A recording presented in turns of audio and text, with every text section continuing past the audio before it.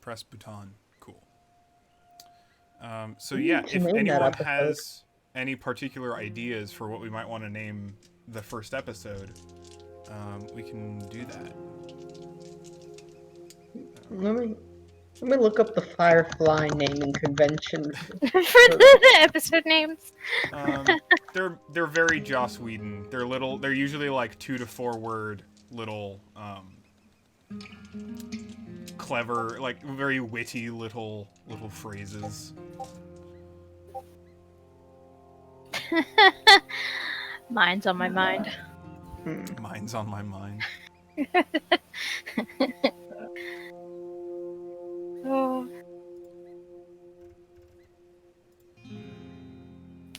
I mean, boy throw. This is a pretty strong contender, I feel. Just yeet the boy.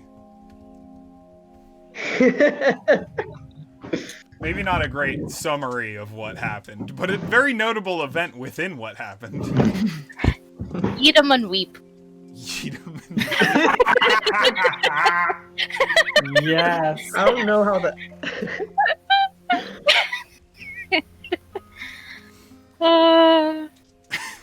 Perfect. I crave that mineral. Oh my god. Yeet 'em and weep. Eat 'em and weep. Yeet 'em and weep. Everybody got yeeted that episode one way or another. That's just not true. I don't know. Maybe some people got figuratively yeeted. Lynn got figuratively yeeted by that little mishap they were having. I got figuratively. Oop.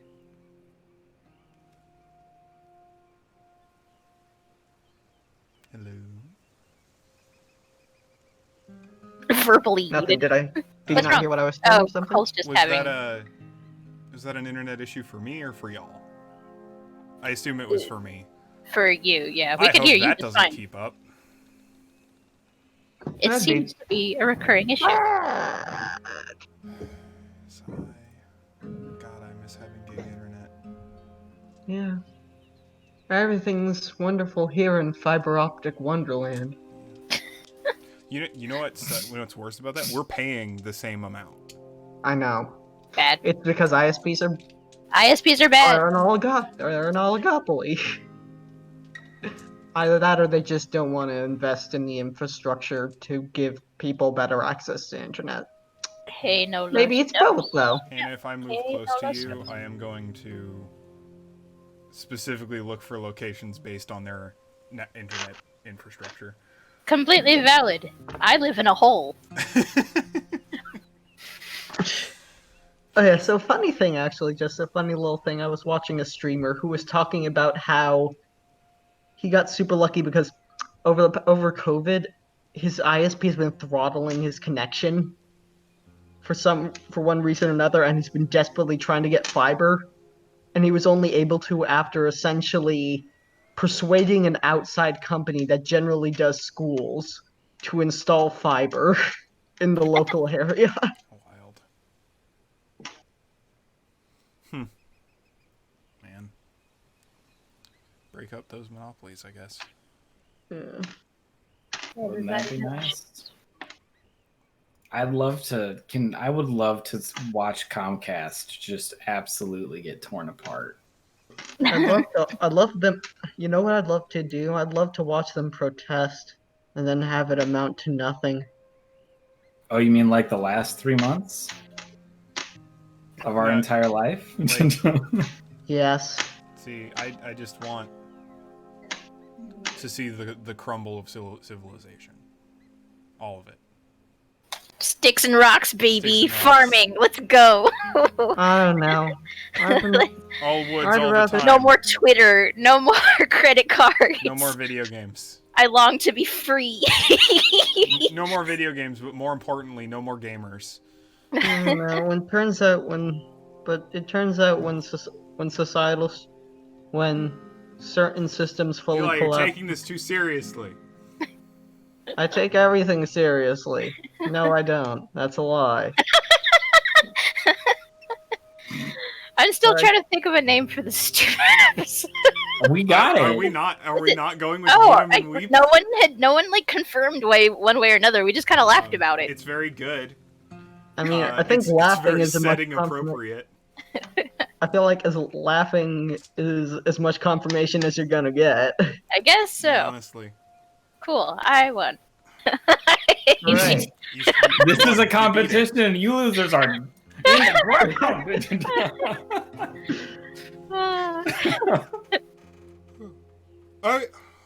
I want to start, but at this point we might as well just wait for Caroline. Yeah. Yeah, I guess she'll be here in a few This will minutes. probably Because we be always like, take like 15 to 20 minutes to just kind of boot up. Warm up. Anyway. do you think Oh. we were gonna actually get through a full episode tonight, or do you think we're gonna split Well, it so up? regardless of where we end, that will be an episode is a session, regardless of Yeah. what happens in it, which I like. Okay. It gives you resources to play with literally every time you play, regardless of what you do. There's Hey, Carol. Hooray! hooray! It's person. It's a human. Hello. I do like the idea that we could very well end on like cliffhangers. Yeah, that could- absolutely. Actually. That would probably be a good idea in general. Be fun.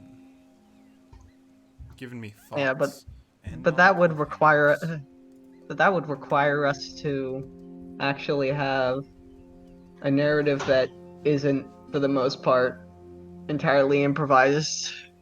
What? Hey, I did prep for this session. I know you did, but do things ever go as planned, Cole? Since when do you know when that's true or not? It's always Fuck, true. got him. I don't have my web. We're not recording. We're not recording the webcam, visuals. are we? We're just recording Color. the Okay, Google. cool. Because Google. like, do I need to get that webcam? It's somewhere in No. there. Cool. Okay, cool, awesome. I just got Alright. home from work. I don't want them to see Yeah. after no, work HD. No worries. Perfect. All right. Yeah, we were mostly just goofing around. Currently, our title. So we came up with. You can come up with. You're supposed to name the episodes that you have. The episodes, yeah. So our Nice. current title for the episode is Edom and Weep. It's a working title, but it's kind of what we've settled on so far. Any ideas? Felix will remember this. I feel like it'd be kind of hard to forget. Again, only 2 nightmares. It's fine. We learned about Felix, and then like And then an hour and a half later, we almost like lose him. It's just like I would have said, dude, I don't know what my character would have done if Felix was just like somewhere floating through space. we I would don't have know. gotten him. We would have gotten Well- him somehow. Well, at least it set the tone that things are gonna be going comically wrong a lot. I mean, I only get as to long as actually you're use my involved. character Only as maybe. long as you all are involved. I mean, I only really played as Felix last session. I hardly did Joshua. It So wasn't- I'm gonna try to fix that this. I I also didn't- had to leave, Yeah. which is a thing. Um, I had to go to a different campaign, which is even more chaotic. it's all very. It's a amounts of Homestuck chaos. campaign. Oh Ooh. gosh. That sounds amazing. Have fun with that. Sounds amazing. Actually, a lot of fun. But I know. it I is mean, I bet. so Homestuck- chaotic. for as convoluted as Homestuck is, the setting is kind of fun. It's a cool setting. It's actually really cool, but Fan-made dexes are probably very cool. Like all the different Here, kinds I'm of gonna- like inventory systems you can get. Oh I'm my sure that's, God. I'm sure that capture sounds- logs, the Silodex. Yeah, I'm sure God, that's all fun. now I want to play a Homestuck care- RPG because that sounds if really. you want to run a Homestuck RPG, you I have got to run you. it. I got you. I'll do it. I'm rereading it. I'll I make still haven't trolls up. gotten I all- can use my I've s- troll sonas. I've still never gotten all the way through it. Oh, neither keep have getting I. To like chapter 4 Oh, or no. 5, and then end up Honestly, doing something else. The I always- the it's not that I plot lose moves interest. beyond It's The, just the that. Hold on, plot I'm moves gonna put beyond the in- game very, very, very quickly. What? Hold on, I'm gonna throw a few things into the fucking. Like, it depends on whether if you want to play an RPG of Homestuck or an RPG of Spurb, the game that Homestuck is about. Poor It's kid kind of a Mouse bit of House. all of it. All right, let's get into it. Yeah. I'm So, throwing just two of these images in voice text. That just please continue. yeah. So we are. The Lovelace has evaded direct notice by the BlackRock Corporation and has extricated itself from the asteroid belt in the region of the border planets. And now, currently, you have a hold full of slag. You've got a whole bunch of raw, unrefined metal in with you, and it's time to figure out what you're doing and where you're going with it. So, you're in, I would assume, kind of stable airspace. There's no immediate threats, but you got to figure out what you're actually going to do with all of this. There are certainly lots of options, but I'll leave that up to you. So, what are you all doing after you have hastily made your hasty escape from the asteroid belt? Derby is currently, well,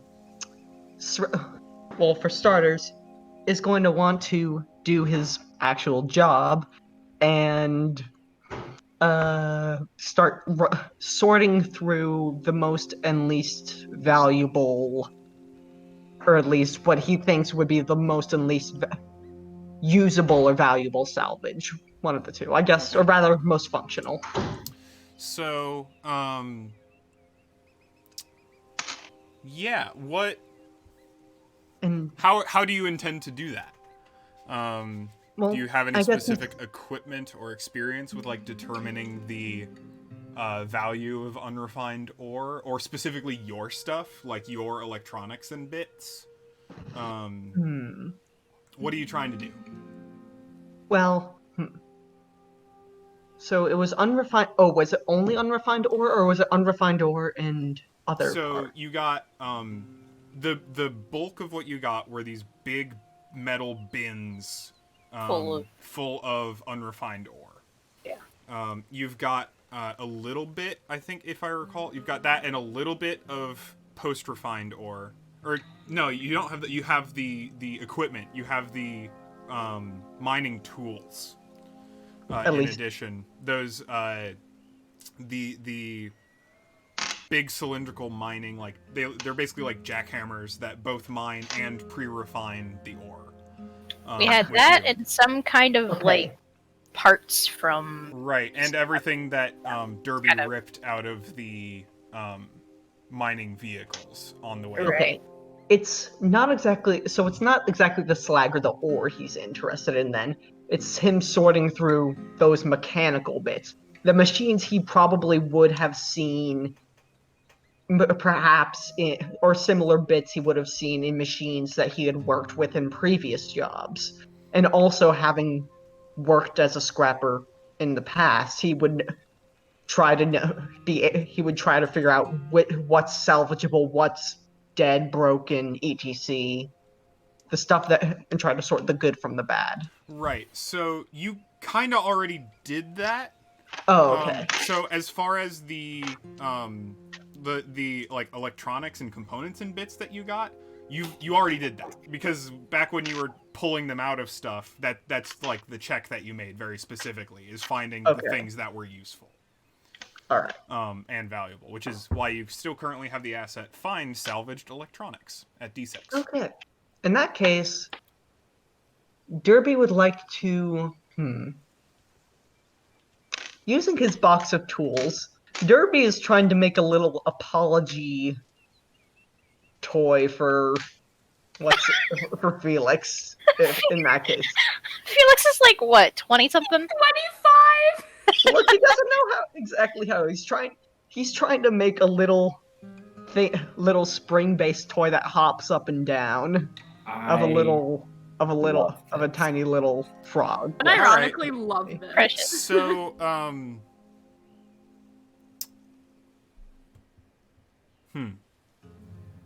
using little bits that he can get. right. So this is almost definitely a craft skill check. Yeah. I'd almost want to say that this is social plus craft. Yes. Because you're attempting to make something specifically with the purpose of making someone else happy, interested, that kind of thing. No, that's gonna be D6. And you're using your box of tools, right? Yeah, I'll be using my box of parts. Do you have any particular distinctions that you think would help? Salvager, perhaps salvager, but then again, I'm not salvaging anything. Yeah, you're not really doing salvaging. Yeah, I do have. What did like the distinctions like within? I think you could definitely make a case for Heart of Gold. Because Yeah, I'd give you that. I'd give you Heart of Gold. All right. Also, perhaps under the craft thing, under the craft skill, I have the label baubles. Yeah, I think that'll definitely apply. So you can, for specializations, you get a bonus d6. Oh, okay. While they're rolling, we get a plot point at the start of every episode, correct? Correct. Everyone starts with Perfect. 1 plot point. That's the little number next to everyone's name in the assets and complications sheet. In that case, I have 2d6, 2d8. Let's roll. And that's a good 19. Woo! A 7, a 6, and That a is good. 6. You should. I didn't roll stakes yet. Oh, sorry. I should have done that. Should have done that. Should I? No, Confiscate that's that fine. roll? I'm.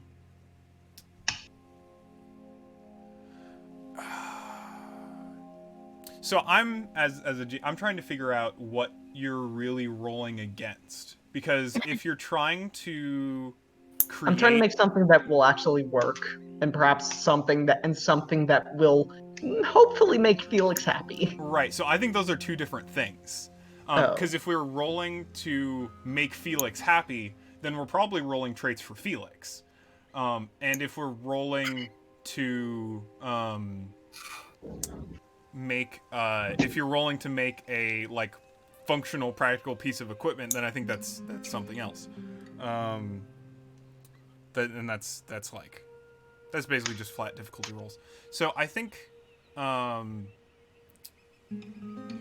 we'll roll against Felix for this, because a lot of this determination is for effectively like seeing if Felix likes it, because that's kind of what you're going for. So I think a D6 for just like Felix's flat social, plus a D8 for difficulty, because this isn't trivial. Like you're kind of trying to sway Felix in one manner or another. I do realize that I can't physically roll higher than a 19 with this roll. So that is a 10. So you retroactively succeed. I should also note that I did get a 1 on one of my d8s. Oh, okay. So you get a plot point.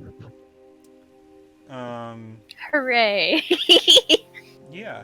And Okay. then I get to give you a complication. Just like fucking. So let's go ahead and give you. So it's going to start at a d6, and I think we can summarize kind of this whole action using the roll. So I think this is a complication between you and Felix.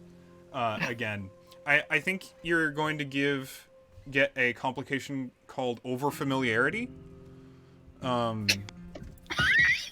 Felix is At deeply D6, uncomfortable. Where Felix like appreciates this, and I think it makes him a little happier.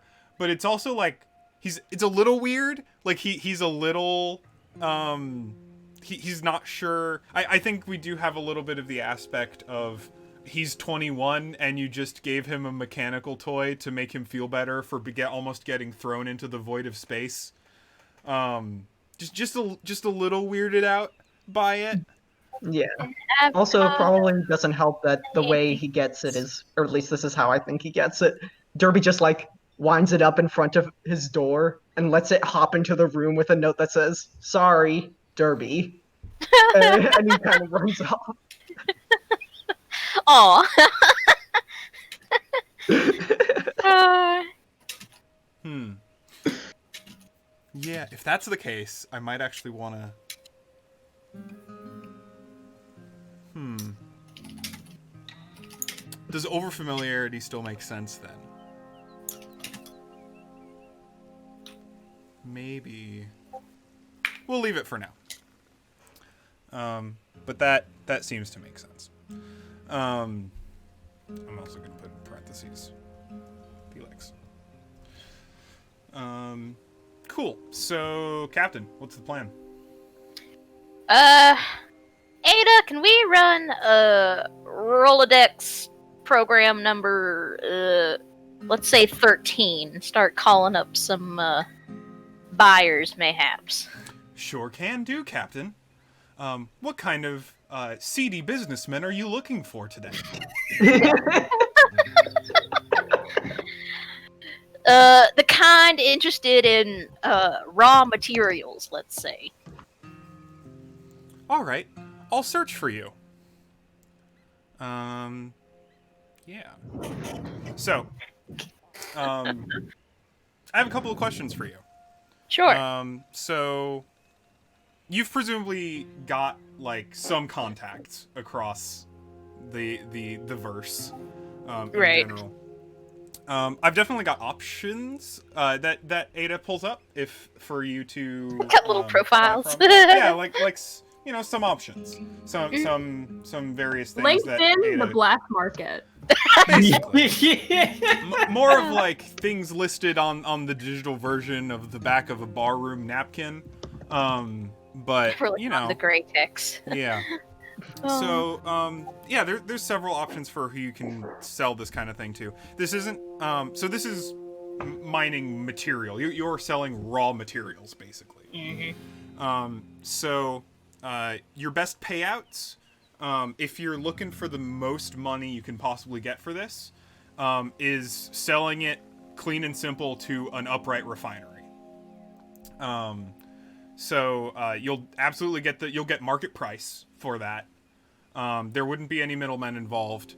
But if they sense that it's unlicensed or stolen or Right. otherwise illicit, they will contact the Alliance and you won't get any money from them. But if you do manage to finagle your way into selling it to them, you're going to get top dollar for it. There's probably there's gray or black market fences somewhat involved. If you want a middleman, then you'll find some. Then basically you can go, well, I don't want to sell it, and they'll hook you up with a buyer instead of selling it to anyone directly. This is easily one of the more discreet options. It's going to be like middling yield as far as money goes. But there's also like not a huge chance of getting reported or such. You're not exactly carrying hot cargo like guns or drugs or guns with drugs in them or drugs with guns in them. So it's going to be more of a matter of getting people interested, convincing someone that this is worth their time to find a buyer for. You've got you could sell directly to border planet factories, the kind of places that do their own refining and manufacturing. So like your like single factories on the surface of a small moon or something like that. They're definitely in need of it, and then if you're feeling particularly altruistic, they're going to be the ones who will actually use it well, and they almost definitely they won't contact the feds, but they may contact local authorities if they think things are going wrong. But they're definitely the people who are going to need it the most. They've also got the least money. So there's very little chance that they're going to actually, like... You're not going to get huge yield. It's probably the safest and easiest option, but you're not going to get high yield out of that. Yeah, we ain't getting paid that way. Or, sorry. out on the rim... where most of the industrial things happen, most of the mining operations are dominated by the big mega corporations. So like BlackRock and Asteroids Unlimited and whatnot. But there are also smaller operations that will turn a blind eye. But being that far out on the rim, they're also not gonna. They're more dangerous. So you can skip the part where you have a gray or black market middleman. But also, you don't have great assurances they won't just shoot your ship out of the sky and take it from you. Well, So you got some options. Also depends on if you want to run for more if you're looking for more work afterward, if you're trying to set something up go on the forward, or if you just kind of focused on what needs to be done now. all right. Well, weighing the pros and cons. You can also talk to your crew if you want to. Do you want to make a meeting out of this? If you want to. I think Ada lists like several options, one or two options for all of these, and then goes, "These all seem like bad decisions, Captain." Yeah, no shit. Let's get. Jeez. Let's get a couple more brains on this. Can you, be alerting the crew for a meeting? Sure thing. So Ada comes over the intercom into everyone's quarters and kind of the neutral areas on the ship and says, "Please, everyone attend to the galley. The captain needs your help in making a terrible decision." Gee, thanks, Ada. You're welcome, Captain. Derby walks in almost immediately. I heard we were making terrible decisions, Captain. We'll see about that. So here's the deal. We've got a few different ways to go about this. We take it straight to whoever's gonna pay top dollar, but then we'll have the feds on our trail, just almost assuredly. We are not licensed for this. We're scrappers, not miners. So, Well, okay, then let's not do that. well, yeah. I'm thinking that we go with a middleman.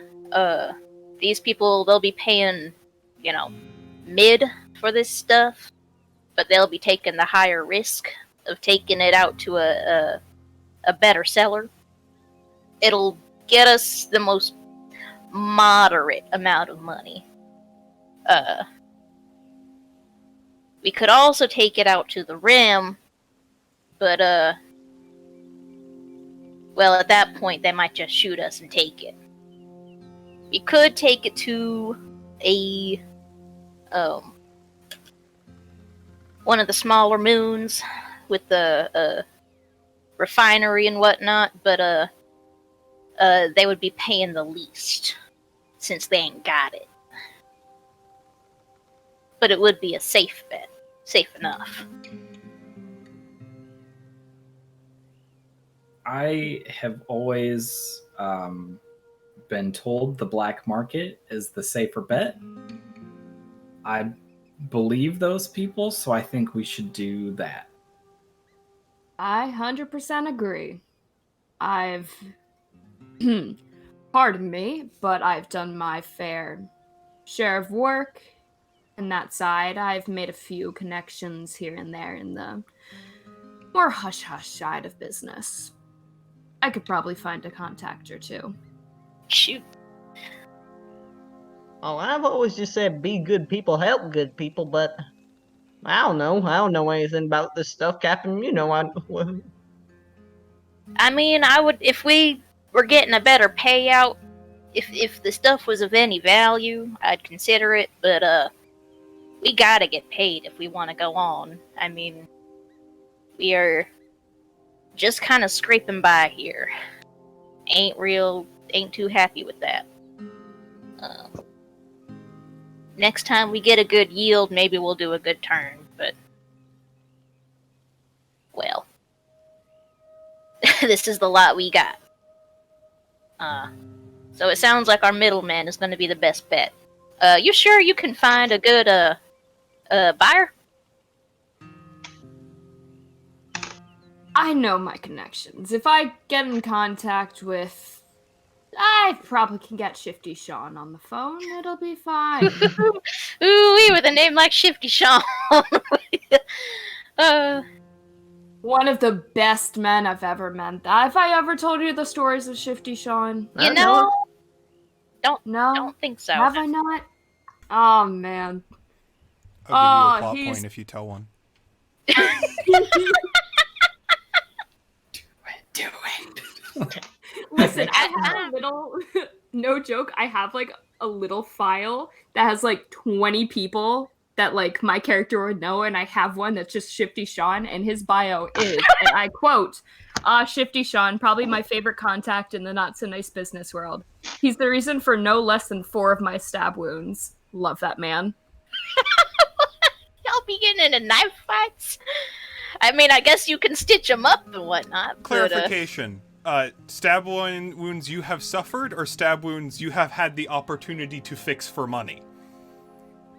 Oh, that I suffered. Okay, good. Good to know. I just wanted to make... I didn't know if he was giving you business or or hurting you. There's, it's hard to know for a street doc. Sounds like a little bit of column A, a little bit of I've column been a little B. bit of both. I've been everywhere, baby. You don't get paid for fixing yourself, unfortunately. Exactly. Yeah. No, that seems good. If, Does that actually... Shifty Wait, Sean stabbed me 4 times. Love that man. Should be worth a plot. Pretty good. I feel like if this is the story that you tell the group, Lynn's just gonna be like, I'm sorry. He stabbed you 4 times and you still trust him? Oh, yeah, it's fine. You know, a little stab here, a little, like, shot there. It's all mutual. What's the matter, Lynn? You never been in a fine. fight before and then been good chums about it later I on? don't know, Doc. My mom always said never trust a stabby fella. Your parents tell you something different. It's fine. You know, if it happens, you make up over drinks. Everything's nice and peachy. You better again. have as good a rapport with this Shifty Sean as you say you do. Ah, Let's not bring no baggage into this. It's fine. That was in the past. That was like 4 years ago. It's good. It's good. I feel like it's necessary to put out there that no human being that I have stabbed has been a good friend of mine after. Usually they're dead. They're usually dead. So like I don't Lynn, you're doing a good You job. didn't give him a This guy chance. doesn't. I'm just saying, if it comes to it, he's a terrible, terrible shot. I'm just putting it out there, so you'll probably be fine. He'll hurt like hell. I'll be honest. Hurt I like mean, well, yeah, a But I'm bullet will still here. sure as hell. hell And I'm still here. make you ache. But, If you want me to call him, I got it. I can do that. yeah, let's get this man on the comms, I guess. See if he'll even take this shit. sure. So you want to send Shifty Sean a wave? Yeah, I'm right. going to. I Yeah. actually think I have like a special. Yes, I do. Yeah, you have So the, with my the world weary. So it's the been there distinction. Create a D8 asset when you ask for help from an old contact. Did you Oh my god. switch up your distinction triggers from the last time you sent the character sheet? No. Can I just use that, or am I only allowed to use the ones that are checked? You're only allowed to use the ones that are checked. Never mind, that's fine. If you want to have that one checked instead of a different one, I'll just let you if you want to right now. Yeah, go Nah, ahead, swap it. fine. Are you sure? All right. I will It's let you fine. use. So I think let's do a quick roll for this negotiation. I don't think you're gonna have a problem contacting him at any point. Like I think you can Yeah. definitely get a hold of him. Whether or not he's gonna be Oh, yeah. amicable about it is more up for debate. For sure. So, For sure. Yeah. So I'm gonna set some stakes. Okay. So Shifty Sean's like the way you've described Shifty Sean as having stabbed 4 people, but being a great guy. I imagine four that to me. like you can't stab someone 4 times and be friends without being pretty charismatic. So I'm gonna give this person a D8 in social because that seems pretty reasonable. Okay. They are a professional middleman. So they are they are a shrewd business person. So I'm going to give them a D10 for the kind of negotiation influence kind of thing. I feel like it's probably reasonable to give them another D8 for the what do you call it? Professional work. This is their occupation. This is very much what they do. So I think that's probably a reasonable place to set the stakes. So Okay. let's go ahead. It's pretty good. So that's setting the stakes at 11. Okay. That's fine. I figured I'm gonna be using social, which is a D8.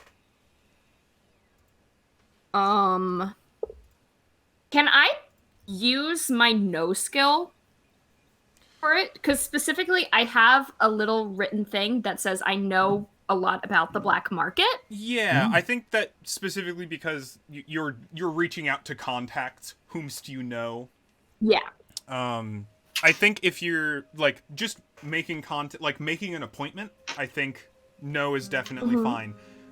If you're going into actual negotiations about things, I think you'd need to use other skills. But since you're just trying to set up a meeting, plain and simple, I think no is perfectly reasonable. Okay. Do I get a bonus one because I have like the little written? Yeah. So your specialty means you'll get an additional D6. Perfect. So that'll be I D8 think for that's social, all. D10 for no, D6 for Yeah. black market specialty, and I think that's it. I think you can get it. I'll give you a D8 either for world weary, because you've been around a while, or for honest man, depending on whether you intend to be honest in this conversation. Oh, I 100% mean to be honest. Then so I'll absolutely. do. Hey, Shifty Sean I only loves an have honest one man. D8 on me. Oh, for sure. I only have one D8, so I'm gonna roll it twice. Absolutely.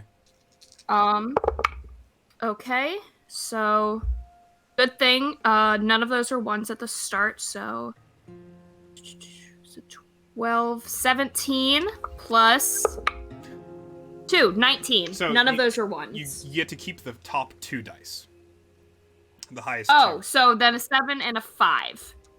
Which is So, a 12. Hell yeah. which successfully raises the stakes, Yeah. so you succeed. Okay. So yeah, this It's my first conversation roll, goes. guys. So what does Shifty Sean sound like? Hey, Doc, God, okay. it's good to hear from you Ouch. again. How you healing up? Oh, I'm doing just fine, my Good, friend. It's good. been a while. That one really got me. I'll get That you one next time. really got me. Yeah. I'm sure. I'm sure. Listen, yeah. listen. I'm listening. I need a favor. Yeah, Possibly. anything. What's up, my dude? Are you free, possibly, for a meeting? I have some things that sound like they're in your market. Something that you can make a little extra coin. I can make a little extra coin. You got something to sell, don't you? Just a little something. All right. Well, can you tell me in the kind of ballpark of what I'm looking at here? Quantity, type of good, and you know I don't sell pigs anymore. So. Oh, no. All right. How about an entire ship's hold worth of slag? Slag. Any idea what type? I can expect it when you get here. Yeah, I know you're good at that. You're good at everything, Sean. All right. You know what? How about you bring it over? We'll give it a look-see. Maybe I'll have one of my guys take a look at it, see what it's worth. And we can probably do some business. I'm stationed. I'm up on Hermes 3 for the next couple weeks. I don't know where you are, but hopefully you can get there before then. Otherwise, we'll send another wave. Meet up. It'll be fine. Yeah, it's fine. I think that won't be a problem. All right. Is that right, Ada? Sure. Sure. It's fine. All right. We'll see you soon, Sean. All right. See you, Doc. Click. What did I tell you? What did I tell you? I got it in the bag. Captain, I mean, should I set a course for Hermes 3? yes, please. Will do, Captain. You feel the ship lurch. How about real careful, like Ada? Define careful like, as in as slow as possible, or evading all other ships within a 30-click radius? How about just evading the Fed ones? How about that? Just the Fed ones? Well, and BlackRock, if you see any. And BlackRock. Okay, this is a complex program and may take some time to compile, but I will do as you ask. It is an if. Oh my goodness, whatever. Just get us there. You're doing great, Ada. Thank you. Or not. That's Thank you, fine. Doc. Despite the fact that I have no flesh and therefore cannot be helped by you, I appreciate your consideration. The ship sets a course Making for friends wherever I go. Hermes 3. So Hermes 3 is a small space station in the orbit of the planet Daedalus. It's a border planet. It's one of the bigger border planets, which is why it's got a few stations around it.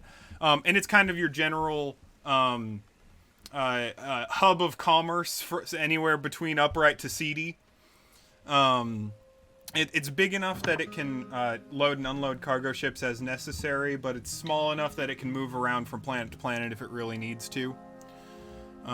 So currently, it's in orbit over Daedalus. There's a good, I'm going to say, 2 days of travel between where you currently are on the border in the asteroid belt to where the station is stationed currently. But it looks to be a fairly straightforward flight. If there isn't anything anyone would like to do within that time, we can arrive at the Hermes 3 a couple days later. Any objections? Yeah, I can't think of anything. Just pass the time. No objections. All right. So, you are arriving at Hermes 3. Ada sends the proper docking and registration back and forth between the tower, and you end up in one of the I hesitate to call it a parking lot, but the outside ship hookups, basically. For passengers, you won't be able to load and unload from here, but it'll get you on and off the station. Hermes 3 is a pretty big. It's medium sized for space stations, but it's still an entire space station. So it's quite large. It's got a lot of markets and commerce and food and people looking for various things. Probably most notably is its sprawling marketplace that goes everything from machine shops to semi-fresh produce to replacement organs. Like, there's lots of different things you can purchase there.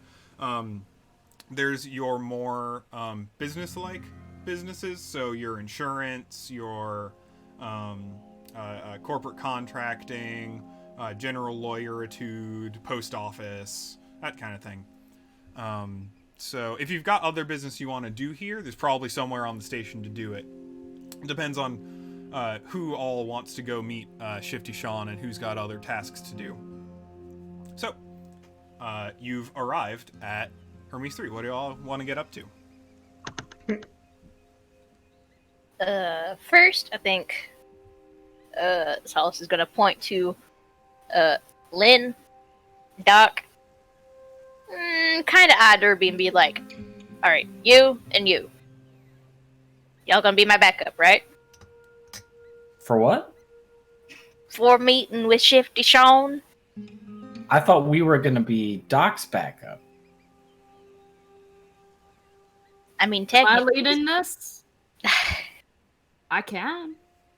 you're the one who got us in touch, but he's technically buying from, well, the ship and me. So I'll Okay. let you lead. I'll let you lead. But Sure. I need my strong arm here too. Yeah, I mean, yeah. Come back to it. And what should I be doing, Captain? You know,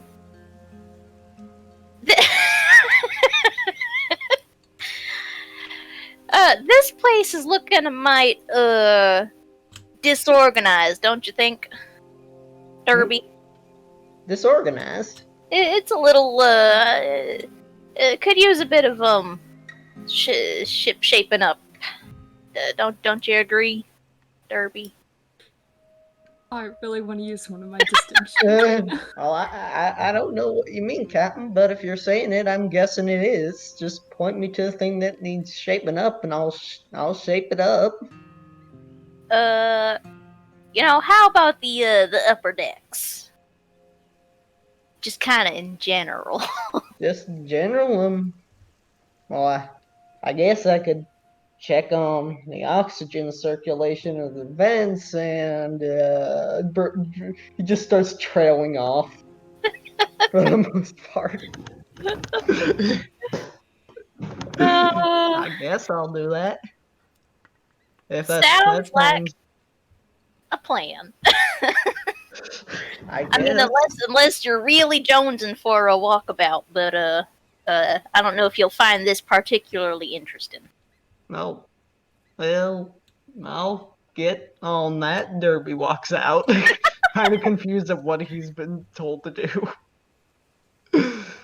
I'm imagining, like, if you ever see like characters in the background of an animated show who are just like performing a vague like fixing things task, where they're just like hammering the side of a vent for no particular reason. Yeah. No, I have ideas. I'm sure you've got stuff. We'll get to it. We'll get to it. We'll get to it. We'll get to it. And Felix will get to it.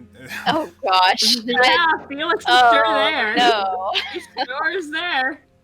How can I yeet me aboard this episode? Episode 2, the yeetening. Oh my Oh god. boy. Yeah. Where are we meeting this fella anyhows?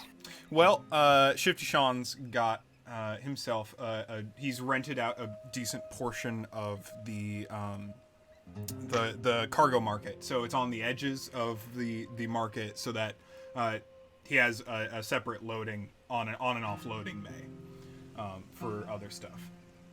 You haven't gotten permission to hook up there because he hasn't given it yet, but that's where he's stationed. So you're gonna have to kind of walk through this kind of grand sprawling space market to try and get there. On your way there, I will give anyone a free plot point if they would like to describe one of the booths in the market. Oh yeah. This is easy for me because Lynn has been hankering to go shopping. That's why he's kind of like, I have to do this with you. Like, I can't just go buy like some clothes. So there's definitely just like a very much like one of those. I don't know if it'd be set up the same way, but you know when you walk past like in a stretch of a downtown in a smaller city, there's just like fancy clothes in the window. Mm-hmm. And so I think Lynn sees that and is kind of needs to be pulled away, but it's just like fancy, like upper class clothing and like accessories and made out of like Things maybe that are, like hard to get materials potentially. I don't know. things that are real shiny, like. Yeah. I think they specialize in silks, probably. Yeah.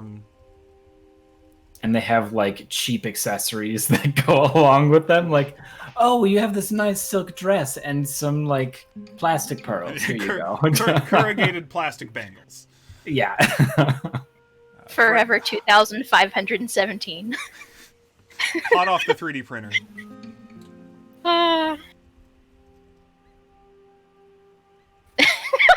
Excellent. imagining like a Joanne's Fabrics, but it's like I don't even know. Replace Joanne with some shit. I'm trying to think of like a clothing store. Forever 2517. High-end clothing brands. Hang on. Yes, the internet is my friend. Hang on. It's like Louis Vuitton or like Gucci, but Macy's, but it's Spaceys. yeah.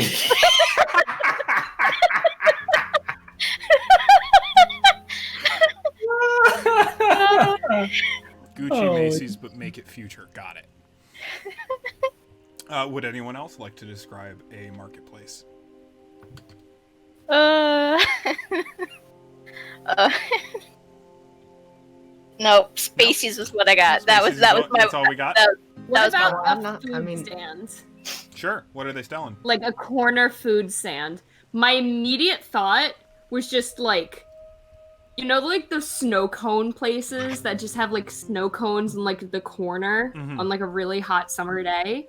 Just kind of one of those, but like all sorts of flavors, not like the basic like blueberry, pickle. like It's like berry. Like it's just like Here's- one of them's just maybe like pork or something. So this is Yeah, I don't this know. is the jelly bellies of ice cream. Is what you're Absolutely. talking about. 100%. Bots, all flavored fucking snow cones. I'm not there, but could I describe one? Absolutely. Please. There's this in a rather not exactly secluded, but mostly unoccupied space. There's a place with a little dinky sign that with a little dinky fold out sign that says Lorenzo's Oddities and Curiosities. All right. And it's just a guy with a blanket and various objects of mysterious appearance that he is claiming to passerbys have miraculous effects to other people. It is unclear whether he has a license to be here or not, or if he is just. I was just kind of tolerating Can I him. just cut in and say that was actually Arliss's character from the last campaign? Oh, good. Excellent. Uh, Arliss Lorenzo. All right. So, you make your way through the marketplace. It's pretty packed today. Like, there's a decent number of people milling around. The space station's occupancy is probably a few thousand on a good day, and it looks to be getting pretty close to capacity right now. They do overfill occasionally when necessary, but they try to avoid it because of fire hazards and the like. Plus, just like oxygen capacity is kind of hard to account for when you get to like high-end space stations. So, the stand of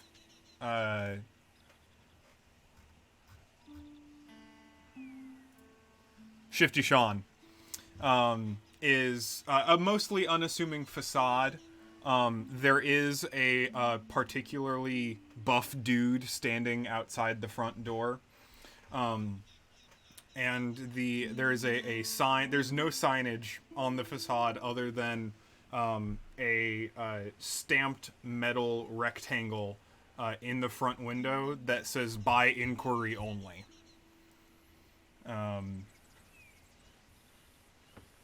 What are you up to? all right, Doc. This is your show for the most part. Got it.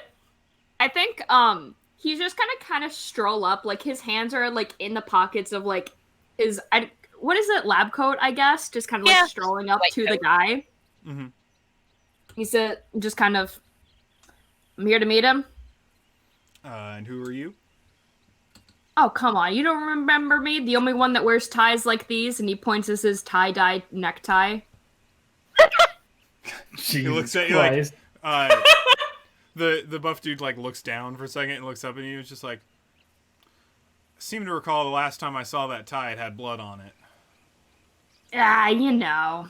You I know come what? cheap. It's nice. It's easy. I mean, don't he is a die. doctor. He just kind of has blood on him most of the I time. guess that's reasonable. All right, don't make any trouble. And he like puts a big hand on the door and lets you in. All right. And there is a seedy-looking man behind a real, actual carved wooden desk. Behind that, with a small lamp beside it, and there are a couple additional figures standing to either side. Both the one behind the desk, the two on either side, and the one standing in front of the door are all dressed in slightly ill-fitting suits. It's mostly correct, but like not. Tailors are hard to come by, as it turns out, and it's not super important, all things considered. So he sits behind the deck, looks up, and just like, "Ah, Doc, good to see ya." He's got kind of a very thin mustache, and like kind of ratty hair. Like it's not thinning or anything. It's like actually a decent head of hair, but it is like just completely unkempt in all directions. He wears the suit jacket open, and like there's like two middle buttons of the dress shirt undone, and there's like some kind of stain on there somewhere. And he's got all these like he's got like some old school paperwork and a Cortex tablet out on the desk. And he kind of stands up and is just like, "All right, I see this is you. Introduce me to your friends, if you will." Oh, yeah. He was gonna go in for a bro hug, but business has already started, so he's like, alright, whatever, it's cool, maybe next time. Here, this is my current captain, the one I'm serving under. Captain. Note on current. It's a handout. Captain Shakes Zoller. Yeah. Good to meet you, Captain Solace. Shakes your hand. It's a little greasy. Just a little bit. Wipes it on my jeans surreptitiously. Cool. And fellow crew member Lunisono here. Point. Hey. I wave. Tall, dark, and quiet. Alright, so... Ooh. Did I cut? No, my camera did a fucky doodle again. Wait, is this a holograph? What the fuck's up here? There we go. Sorry. I'm joking. How did the hologram have greasy hands? I've got the techno you fevers. could just I get feel the it shakes through the every once in a hologram. while. It's just that. Ugh. It's just like that potent on his actual hands that the hologram even is a little greasy. Yuck. Whack. I hear you got stuff to sell. Now I can We've, do that for you. I'm willing to take it off your hands. I am gonna have to inspect it first. I heard you got slag of some kind. This is a different voice. All right, there we go. I hear you got slag. It's gonna be a little hard to move, but we got paperwork galore. Don't worry about that.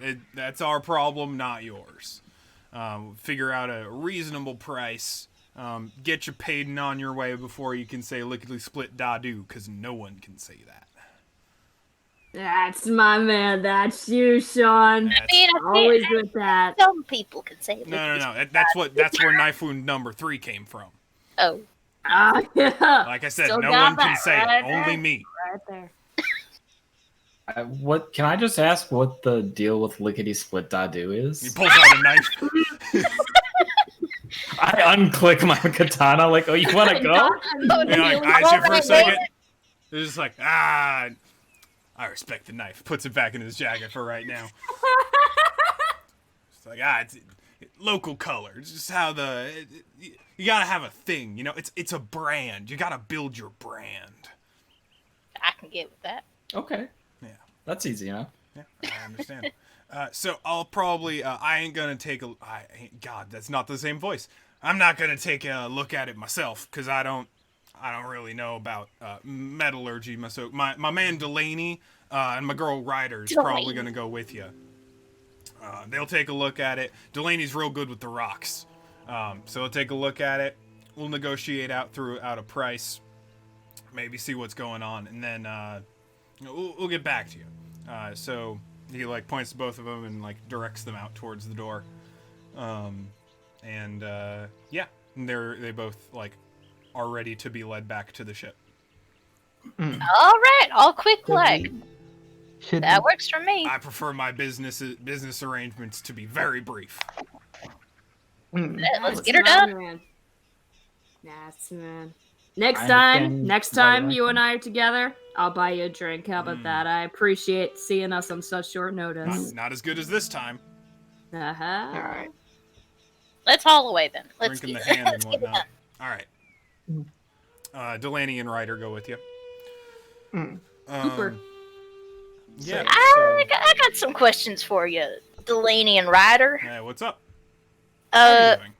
What's your qualifications here? What you? Oh. He's saying you're experts, or about.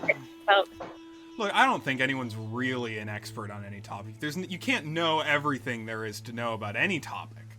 As long as you're continuing to be in the pursuit of knowledge, that's what real. Yeah. Okay. But like, I know my geology pretty well.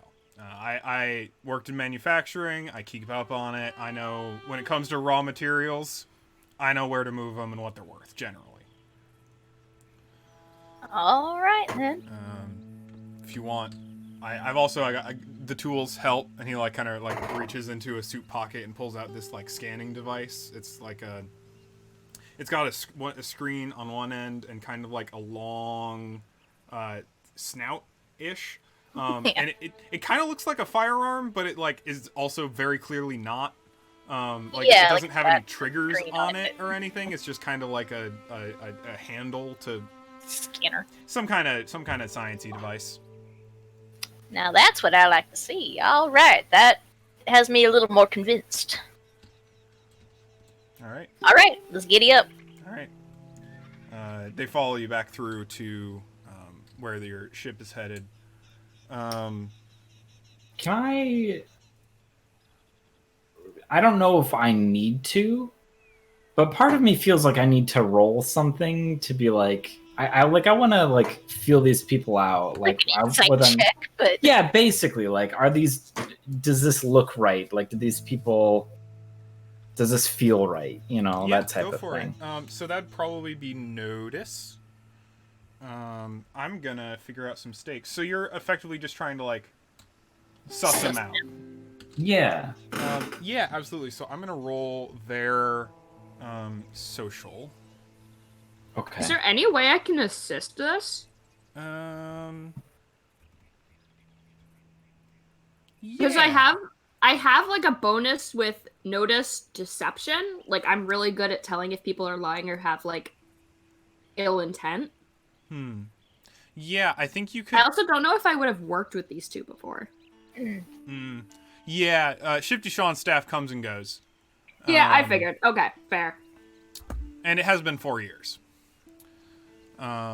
So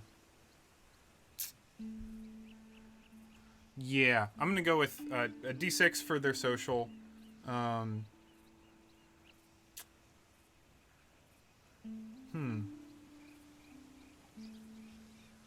gonna go D6 for focus.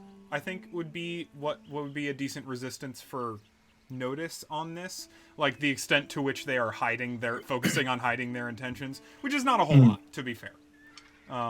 They're not exactly like trying to. You're not actively engaged in like an interrogation or anything like that. Yeah. Plus, just like a flat D6 for low difficulty.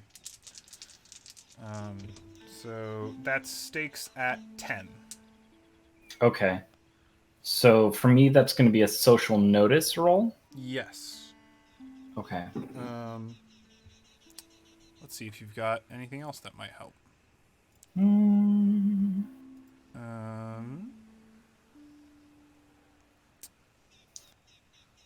Polite disposition might give you a small advantage if you want to. I'll give you that. If you're like inquiring politely, I guess if you're directly asking them about stuff, then I'll give that to you. But if you're just kind of like giving them the look over, then yeah, probably just straight up social notice. All right, yeah, I think I'm just gonna do that. All right. Because that is probably more my Doing it a my little more style. Excuse me. surreptitiously. Yeah. Well, that's a 2 and a 1. Cool. So you get a plot point. Cool. Great. Yeah. So, you definitely notice something. They're pretty impenetrable. Like the two people you're trying to examine aren't really like. They seem particularly focused on what they need to do. This is their job. They're just doing what needs to get done at the time. Not really revealing a whole lot. What you do definitely notice, though, is the figure kind of way in the back of kind of the opposite side of the market. Big buff dude. Big sleeve tattoos. Kind of dragon style tattoos. Wearing an Oni mask, like bright red Oni mask. Shit. Is this for real? Yeah. Is this real life? Yeah. Who's just kind of hanging out, and you definitely recognize them. Maybe you're not. I don't know if. Yeah, they're pretty iconic. That makes sense. So they especially appear to be considering where looking we out are. for someone. I'm gonna go ahead and give you the complication that I paid you a plot point for, called In Pursuit. Or rather, Pursued. Can I Six. add to that for another plot point? How so? So under my alluring tab, I have memorable. Create a memorable complication on yourself when trying to execute. Well, it's when trying to execute a cunning plan, so maybe not. But yeah, you're not really trying to execute a cunning plan. yeah, that's fair. Yeah. Yeah, that's fair. Yeah, so you're familiar with this individual. They're colloquially known in well, I'd say your circles, but they're no longer your circles anymore. As the Crusher. Mm. Yeah. I'm just gonna go ahead and write that down real quick. A fairly famous, infamous, who's to say, headhunter. Oh no. Yeah. But like, Headhunter, like when you're trying to find a job for someone to slot into, right? You know, That's no what you one's mean? ever asked. So maybe. And they are definitely from the Yakuza, yeah? Oh yeah. Okay, yeah. I Very much figured. so. Yeah. That's yeah. So they're here. That's fun. But I think basically the reason this comes up is you kind of got so focused on the job at hand that you weren't paying super close attention to everything else around you. If that makes sense. Yeah. So I'll let you do with that what you will. So you're continuing on towards the ship then in exactly the same manner. Me? Yeah. Just trying to, I'm standing behind people a little bit more, just kind of politely saying, oh, excuse me, I need to get behind you really quick. Just trying to stay out of sight. Yeah, no, definitely. Could you go ahead and roll a sneak for me? I don't know if we need to go that far. No, I do.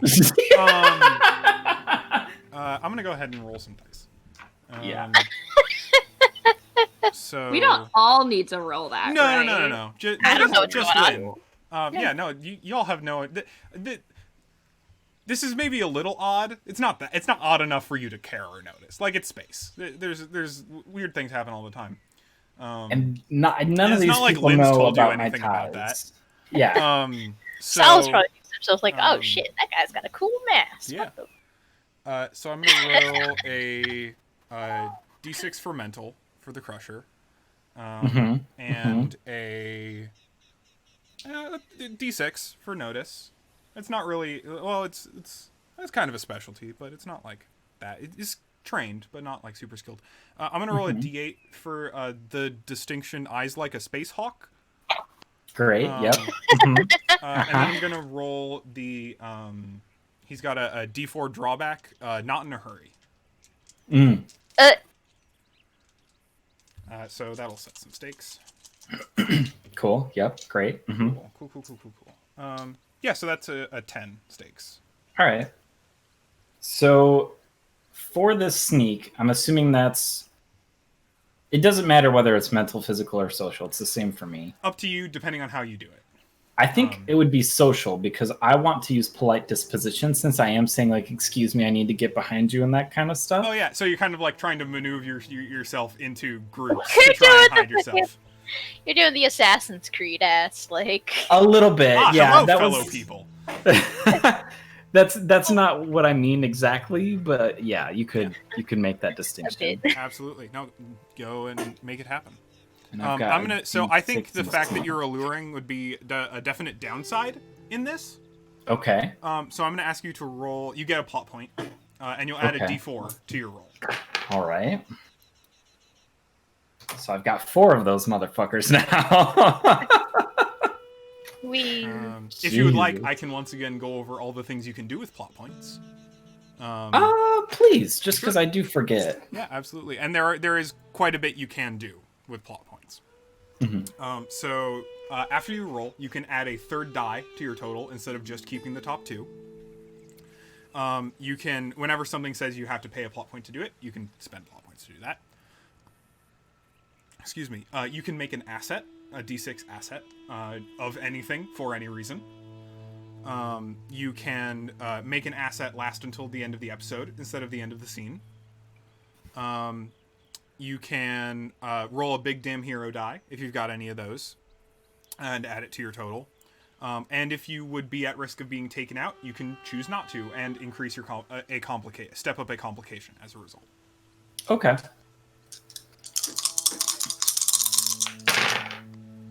All right, so I did roll A1. Okay, cool. You get another plot point. Okay.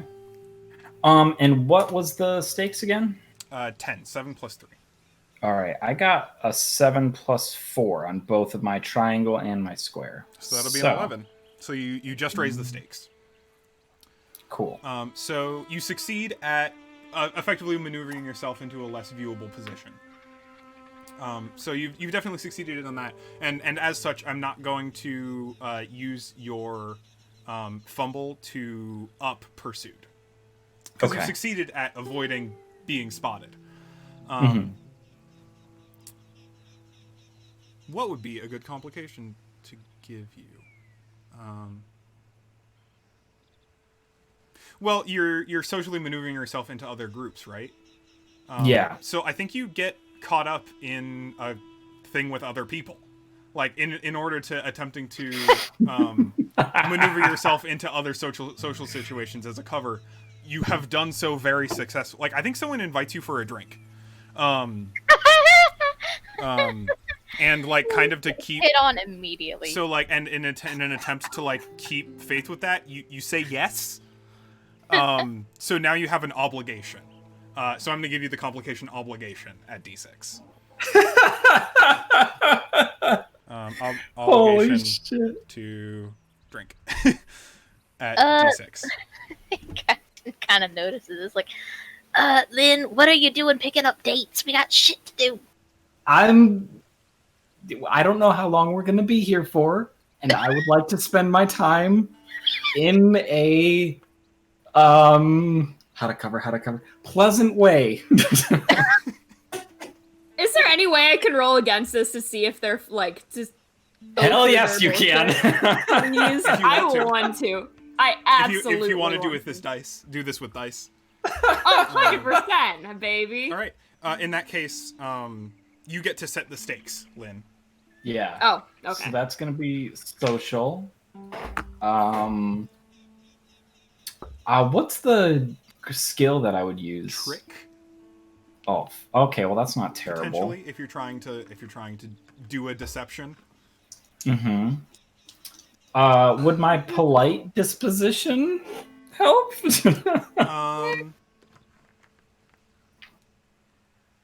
Sure. All right, while we're figuring this out, I'm running to get more D8s because I have none. Go And for I it. need a lot. I'll be right back. Absolutely. Okay. More While D8. she's doing that, hey Derby, what you been up to on the ship? Ooh. So Derby has how do I say I don't know if you're gonna want me to roll over this. Recruited Felix to help him investigate all the vents. Because Derby can't fit in all the vents. Obviously. Oh my god, we're shoving this boy in vents now. Yeah. This really is our Would swabby you ass. still like me to roll for that, or? You don't have to roll to put the boy in the vent. Okay, good. So like Derby's like trying. I like to think that he's found a little blockage in some of the You vents found a up. vent problem, a ventilation problem, which is a big problem on a ship. Like, Yeah. you gotta get your atmos circulating through the whole ship. Yeah, it's really important, but I All can't. right. But Derby's thinking I can't fit it, so I'm like, Felix, what you look? Trying to guide Felix. I'm Felix. From what? For, Ada, can you describe to me the shape of the object in the vent again? Yes, the obstruction is an oblong construction of various pieces of debris and potentially rats. Oh god. Well, then it's supposed. Space rats! I think Oh. Felix is Felix there. With So you? Derby is attempting to direct Felix through the ventilation system to fix the blockages in the ship that Derby has discovered. And can I use a plot point to create boy tether again? If you want to.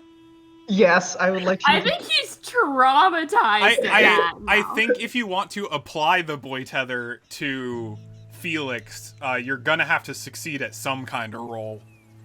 He's I terrified think if you of want that to, I now. think you'd have to roll like trick or influence to be able to get.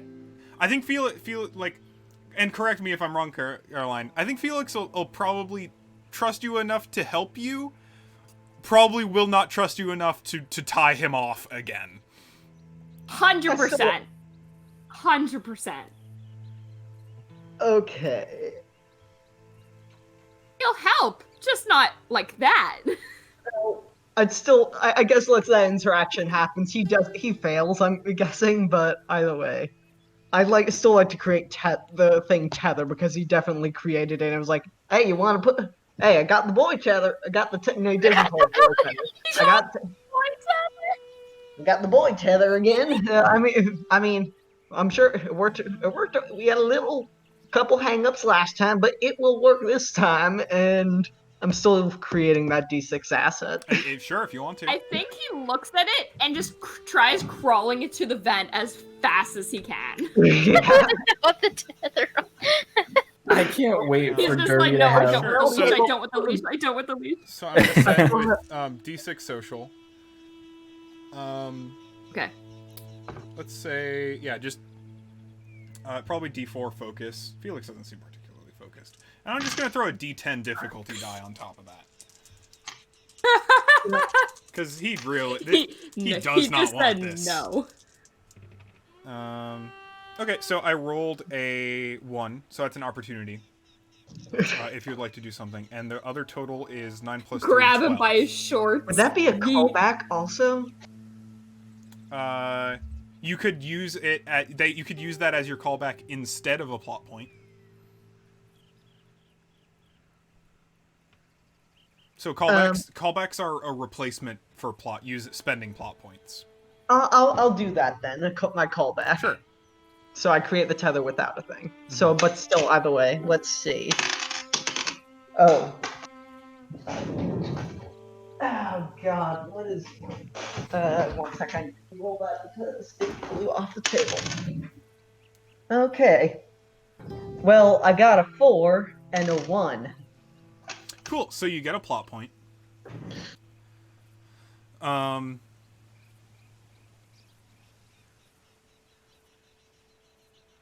So you fail in convincing Felix to attach the tether, and I think as a result, we're gonna add the we're gonna give a situational / scene complication of Felix is lost in the vents. At D6. And I think that's probably a good time for the crew plus Delaney and what did I name? Ryder? Yeah, Delaney and Ryder and and the crew, the squad, to come back to the ship. The dock squad. Okay. Do you so- want to resolve the roll too? Yeah. Yes, you were. Yeah, so you two are. Yeah. We'll just- we'll back up just a little bit for Okay. to get to that. Okay. So I rolled a 12. Okay. Right, yeah, you set the okay. stakes at 12. That's fair. So I'm going to go ahead and D8 for I guess social. I have D8s in everything, so whether it's social or mental, who gives a shit? Another D8 in notice. A D6 because I have a specialty in notice. And yeah, I guess that's it. Just those 3. Yeah. Specific, so. and you have specifically the specialty deception in notice. Yes, which is the D6 I have in there. Yep. Otherwise, it would just be the 2 D8s. All right. Well, I say I did roll a 1. Cool. So you get a plot point. So, but otherwise, I rolled 2 7s, so 14. Wait. Those are my highest. That's pretty good. I rolled 2 7s on my D8s. That's pretty good. I rolled an 8 and a 4, so. That's fine. All right, let me update the complications thingy. I believe, if this is correct, when players roll against each other, they can pay each other plot points to make complications. So since you rolled a jinx on On me? on Yeah. you, then Lynn, if you want to, you can pay Doc a plot point to create a complication. And if that's not the way it works, it is now. It is now, baby. Because I find that interesting. I mean, yeah, obviously I have to do that. Yeah, why cool. not? So I get a plot point then. Yes. And I lose one. An additional. Wait, do I get an additional one then? You will get one from the roll. Okay, so I don't add anything. So I'm just stuck at 3. Cool. What complication would you like to add? It's something like Secret Secret. Because that song never leaves my head. I don't know exactly. I think it's just that like Joshua knows that I am not being truthful. I don't know like what else to say to that, but our Captain clearly doesn't know what's going on. Joshua knows something's going on. Do you want to apply the complication like threatened? Of Doc knows that you're telling the truth, but like doesn't want to say anything because they feel like you might beat them up if they do. Caroline is nodding. That seems like a natural reaction. I think he'd just be like, damn, that is a pretty big sword though. I don't want to go for stab wound number 5. That's fair. That sword would be looking kind of sharp, though. Does that sound okay to you, Lynn? I'm confused as to what the complication is and for, if that makes sense. So, you set the stakes by trying to hide your intentions, right? Right. So then, the Doc attempted to ascertain, tried to look through your deception and succeeded. But because they rolled a jinx, there's a complication involved in that process. You paid to create a complication, So then the doc will have the complication of the mechanical D6 complication of intimidated, because even though they found out your intention, they may or may not spill it because they feel that may not be the best. It may not be a good idea to divulge the secrets of an attractive man who wields a sword. My bad. I thought what it was since I lost, I pay Caroline a point to give the the complications complication are to myself. No, the complications are separate. It'll always be from- against. Yeah. Yeah. So if anyone rolls a 1, including me, they can be paid plot points for additional effects completely outside of whether or not there is a success or failure. I'm totally okay with having like the intimidated thing. I just wrote it down in like intimidated to stay silent. Sure, yeah, Because okay. I think he'd just be like, I'm not fucking with that, dude. But also, you succeeded, meaning you know that like Yeah. Lynn is I know he's super full lying. of shit. Full of shit. Yeah. But I'm like, not my problem. Okay, if you're down with it, I don't know if that's as interesting, but you know what? All right. I mean, do you want it to be weirder? Please, by all It's means. kid. Whack. Am I gonna be hunted now too? I mean, I can also like just give you complications for failing, Lynn, if you want me to. I think that's kind of what I was hoping for. So Like, because just that would stack it. happen. That would happen if you were rolling against stakes that I had placed. Oh, okay. But since it was player to player, I was mostly just gonna let you. I like it when in interplayer conflict, the players get to decide the outcomes rather than me mediating those specifically. Yeah. Because I think it's more interesting if I get the complication rather than Caroline. But I mean, whatever Caroline, like whatever you want, that's fine. So the So- complication that Caroline got was specifically because of the jinx, which is rolling a 1 on one of the dice. Oh, right, that's right. Okay, And that's why my bad. then you can pay plot points to effectively exploit those jinxes. Yeah. So if you want a complication, what do you think would be reasonable for having had your secrets ascertained? Oh fuck, I don't know. Are you emotionally struck by that? Like, are you shaken by that? Do you feel like do you have Fear of confrontation. Yeah, that could Am I- absolutely work. Am I aware that I have been seen through? That's up to you. I don't think that- it doesn't necessarily make like yes or no. I don't think I think you could absolutely go either way. I don't think it makes sense for me to have seen that Joshua, because I'm not like I'm a perceptive person, but I'm not that perceptive. Do you want the So- complication blissfully unaware?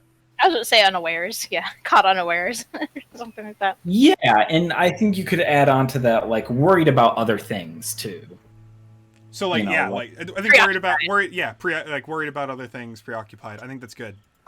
So you're up to 3 complications. That's fun. Yeah, it's gonna be great. Cool.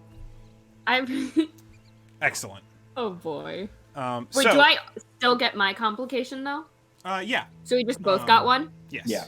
It was a complicated roll.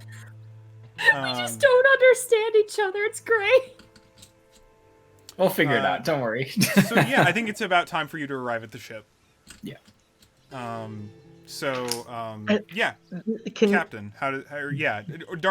So tell me how that goes collectively. Okay. I'm looking specifically toward the captain and Darby to explain how the captain enters and what's going on as the captain enters. Well, Derby, I'm guessing. Does Derby know they've entered as he figures out that the boys lost? Up to you.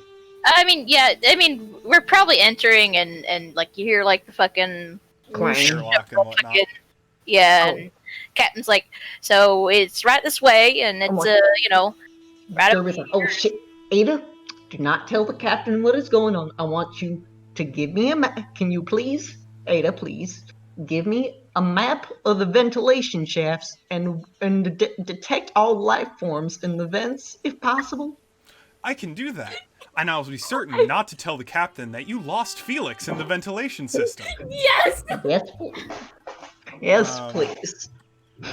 So, yeah, Ada pulls up a map, and you see there is just the single blip in the ventilation system. Although the map is overlaid between both floors, so it's kind of a little hard to figure out where Felix is, like, vertically. Like verges at several points. Yeah. I'm Alright. so tempted to spend a plot point to give us a complication that we all heard that. I'm so fucking tempted. Oh, no, 'cause okay, I think so, it'd be amazing. Let's see. Let me... Just a sec. I gotta pull up the ship sheet. Because we have a distinction trigger that I think would absolutely apply here. Because I think that I would didn't be expect so us to take fucking us. funny. I didn't expect to take us into combat. Yeah. Oh my god. Hell yes! Hell yes! So, the Doc's gonna kick your fucking Yeah. ass. So, let's see. Here we are. Yeah, as from automated controls. So, I'm gonna give the captain a plot point for this. I think specifically makes the most sense. Yeah. So last time Ada was on the comms, Ada had all the comms activated. Because Ada was talking to everyone on the ship. And Ada's a little forgetful sometimes. So Leaves it on. Ada leaves it on. So the captain and the cronies and everyone else enters, and you like start talking and leading through the ship, and then you just hear over the ship-wide intercom, "Yes, Darby, I definitely won't tell the captain that you lost Felix in the ventilation system, and I will pull up a map of the ventilation system so you can track all the life forms inside of it." I think Doc just kind of stops, rolls up his sleeves, just screams, "Darby!" and just runs out. It just like floors it out of shit. there. Ada, I'm not getting hit again. Open escape hatch 1, please. Are you sure about that, Darby? You don't appear to be wearing a pressurized suit, and you'll be sucked out into the void. Damn, I didn't think of that. Opening escape hatch 1 now. No. No. Protocols preventing opening of escape hatch 1. I'm sorry, Darby, but I cannot handle your request at this time. Oh, shit. So, Captain, how are you feeling? What's I think Okay, Derby's. Can I actually quickly do a thing? Sure. Actually, we can get to the fight earlier. Derby's gonna try and hide in. Derby knows all the corners and bits of the ship he can hide in. He's gonna try and hide, while also maintaining radio and trying to guide Felix out. Sure. You don't have to roll dice for that unless it's contested by someone. Okay, sorry. Which it may be soon. So, Captain, so Delaney and Ryder both just kind of like give you a look. It's like, tight ship you're running here, Captain. I think Solid got just a really big fake smile on their face, like real tight kind of smile. And they're just like, ha ha, real funny, Ada. Please. I'm sorry, Captain. You know that I can't detect humor.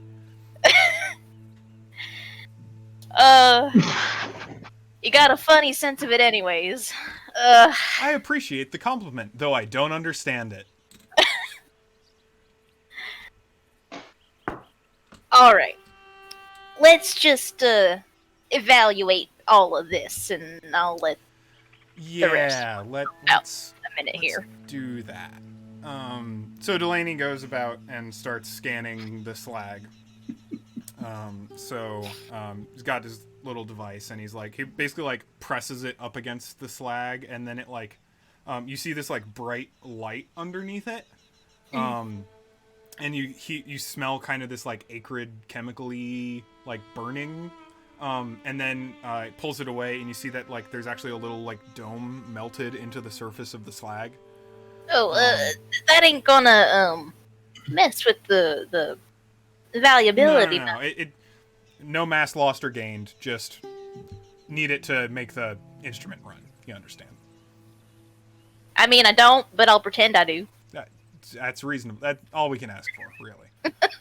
And kind of like looks at the sensors, just like, all right, and like keeps moving around the bay, like scanning each one in turn. Yeah, so you can he goes like that. Ryder just kind of like standing back, arms folded, and just kind of like takes a look around the ship. Kind of eyes the worse for wear equipment that you ended up filching in the corner. Kind of like looks at it sideways for a second, just like, BlackRock, huh? I mean, it's a real shame what happened to the one facility. Yeah, only heard about it recently, but figure if you can get out of it what you can, right? No skin off my back. How much you been knowing about old BlackRock? Not much. Big Corp got scorched. That's about it. God, that sounds like a fucking lie. Yeah, can I like well, I don't know. Let's see.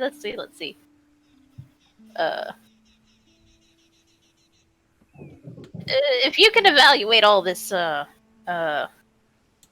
material, what do you think about, the rest?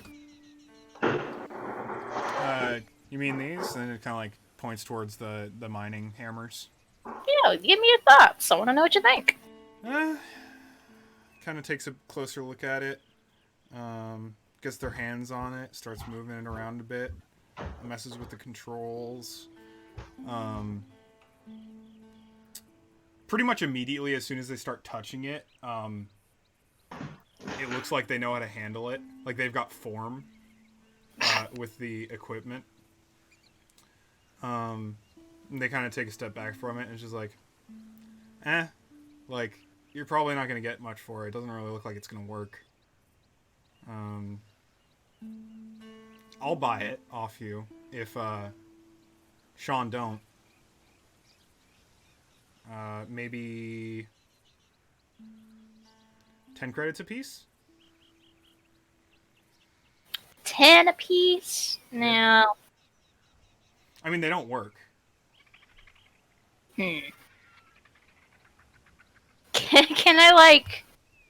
I cross-examine? Is that like a thing I can like? Yeah, if you're trying to like see through them. So like it depends on what you're trying to do. Are you trying to like see if they're giving you the truth? Are you trying to convince them? Otherwise, if you're trying to haggle, I think you'd probably want to go with influence. If you're trying to I'm trying to see if they're I want to see if they're telling the truth or if they're trying to pull the wool over my eyes. You're probably going to want notice. Okay. Notice, and I'll give you social or mental. Where the fuck is my notice? Okay. The skills are in alphabetical order. I don't know if I'm allowed to help, but I would be with the captain still, and I'm also very suspicious. Yeah, if you're still with me, then... If you want to go for it, go for it. Because then you can lend your notice die, if you want to. But you also open yourself up to consequences. That's fine. So take another D8. Oh, sweet. D8.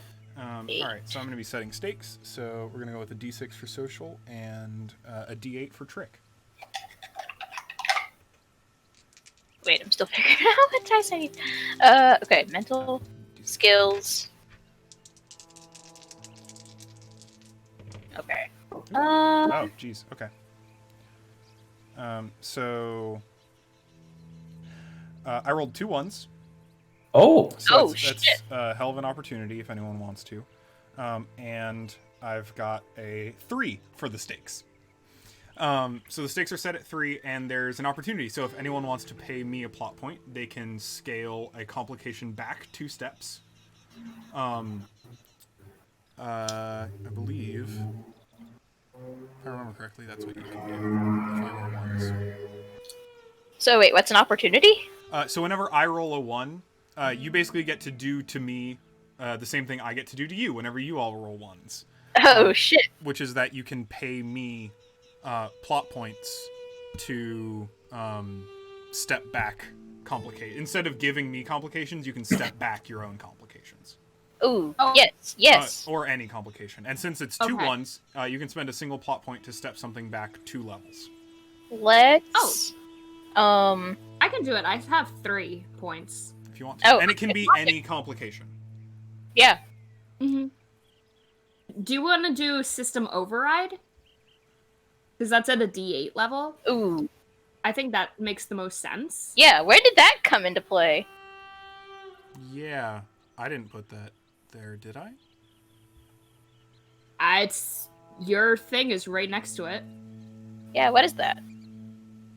System override. Oh, sorry. I put it there because that's what we get. You did taking us. I didn't expect to take us into combat, right? Right, but I I thought that was more I- like a situation, like I just put kind Felix of like. in the vents in there. Oh, okay. instead. Sorry. Which, Yeah. you're right, should be at a D8 instead of a D6. Yeah. Okay.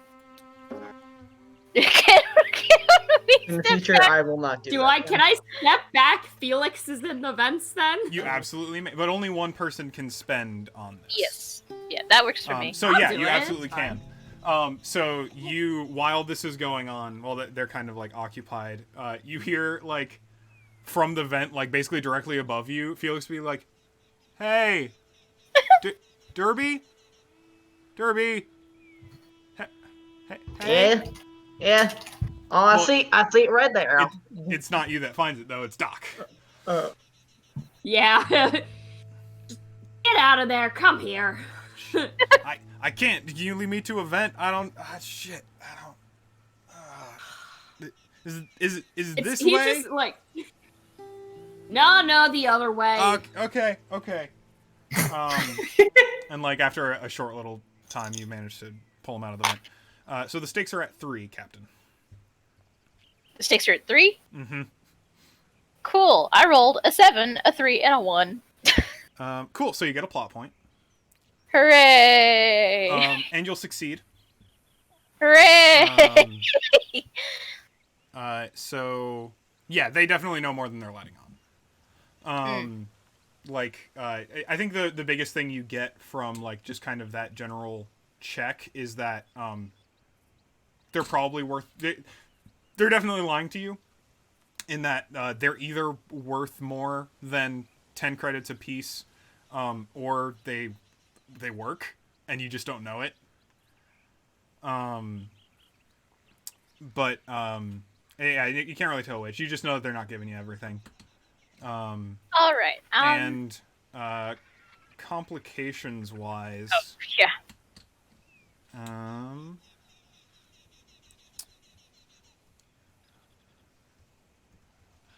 let's give you a D6 complication bad impression. Bad impression. I can do it. That's fair. What's the... D6 starts at a D6. Can I please make a bracket? Can I get rid of Felix in the vents now? Yes, you can.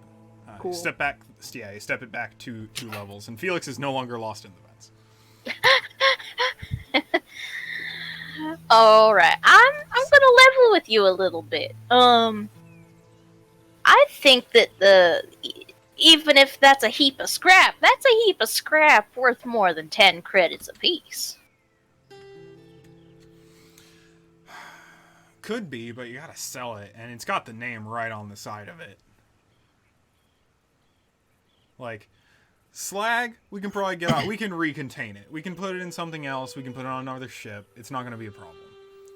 Equipment, either we're gonna have to scratch those names off, which is gonna be a whole hell of a spot on the side of that thing, or we gotta find someone who's willing to buy BlackRock branded products from someone who's not exactly a licensed retailer. In what way is the name on there? This isn't a question to the characters. It's So it's to you. it's like I described it as a jackhammer before, where it's like got the handle and controls at the top and some like sensor array and this big cylinder. It's just right up the side of the cylinder, like takes up half of the spit area on both sides. Like spray painted, Embossed or like carved. It's kind of like pseudo. It's stamped. It's not engraved, but it's like set into the metal. So, it's set in. Okay. Yeah. Okay. If you ever seen like, God, this is very specific for what I have been watching lately. Maker's marks on firearms. Yeah. It's like stamped directly into the metal. Yep. Okay. so it's like super embossed, like very much like. And it's not exactly attractive. They need to redesign their logo, but it's there and it's very visible. And if you wanted to get that off, you'd basically have to scratch the whole like top, like 0.5 millimeter off of the side of the barrel. Couldn't you just fill that in? Yeah, but that'd be as obvious as scratching it off, and it'd cost us the metal to do it.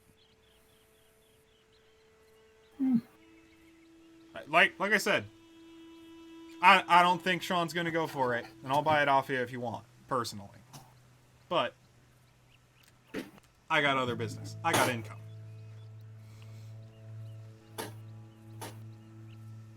Take it or leave it. I doesn't have to be done now. We got time. Think about it. Make some decisions. Yeah, it's about then. Delaney's pretty much done. He's there. There's a little mark in all of the slag beds now because he tested all of them. So he kind of sidles back up to y'all and is just like, "All right, well, it's good stuff. It's high quality. A little scorched from the solar flare, so the top layer's a little less usable than would be nice. That's why we got to get the melting into it. Looks like you got roughly, let's say 12 tons of the stuff. Let's give it.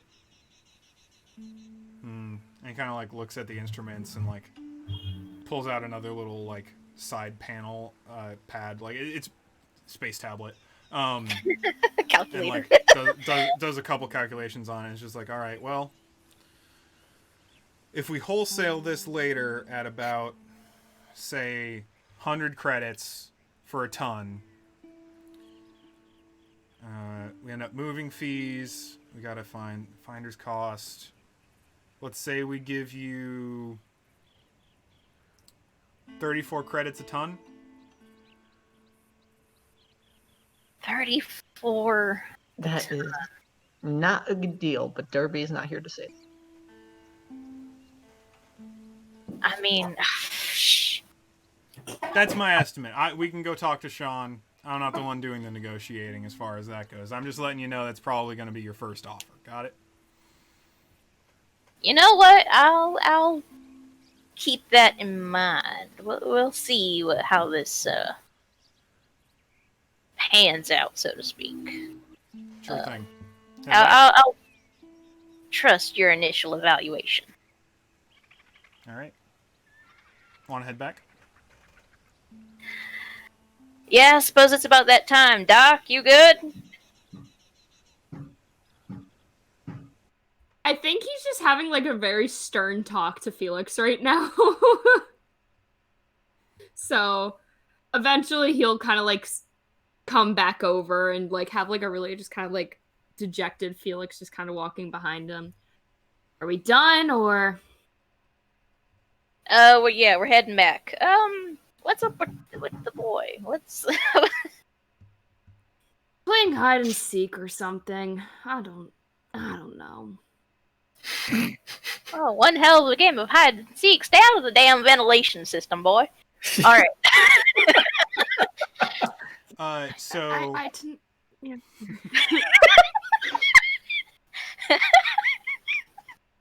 So Delaney and Ryder are on their way out, and kind of as about as you're about to leave too, Ada comes on the comms, just like, Captain, there's a wave bulletin I think you would be interested in seeing. Oh, geez. All right. I let me check this out real quick. But just give me one moment. And they'll go up and like check it. Yeah. So it's a regional notice. Shit. Ada collects all of these generally, and there's a lot more that she hasn't told you about that's going on. But this one specifically, she flagged because it's a notice from the BlackRock Corporation. Which is that they've identified an amount of missing stock, missing equipment, missing equipment. They describe vandalized property,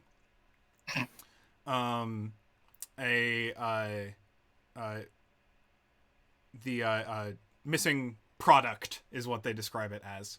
Approximately, they estimated 15 tons of missing product. And we can mark that as and they noted that there are they've flagged a number of classes of ships that they think were responsible. So they have flagged the Kintsugi class salvager, the Firefly class passenger ship, and the Bedrock class cargo loader.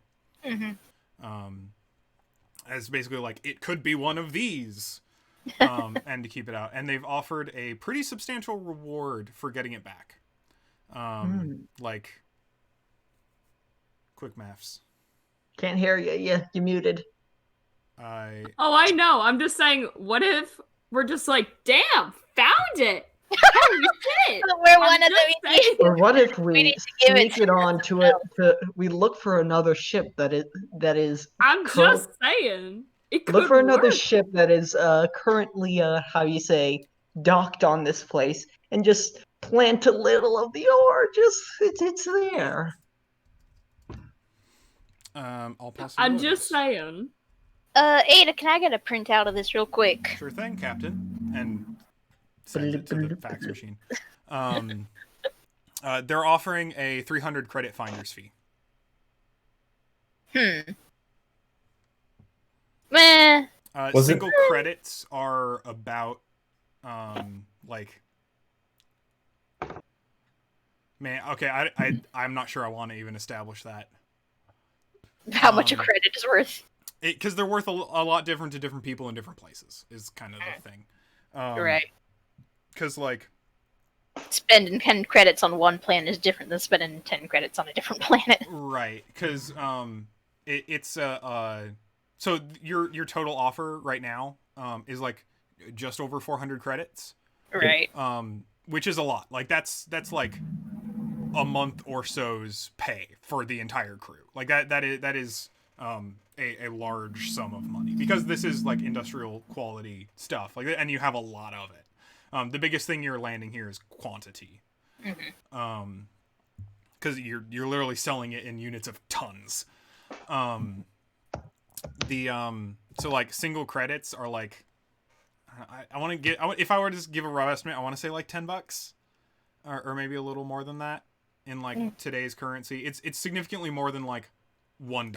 It is significantly more than that. Right. But yeah.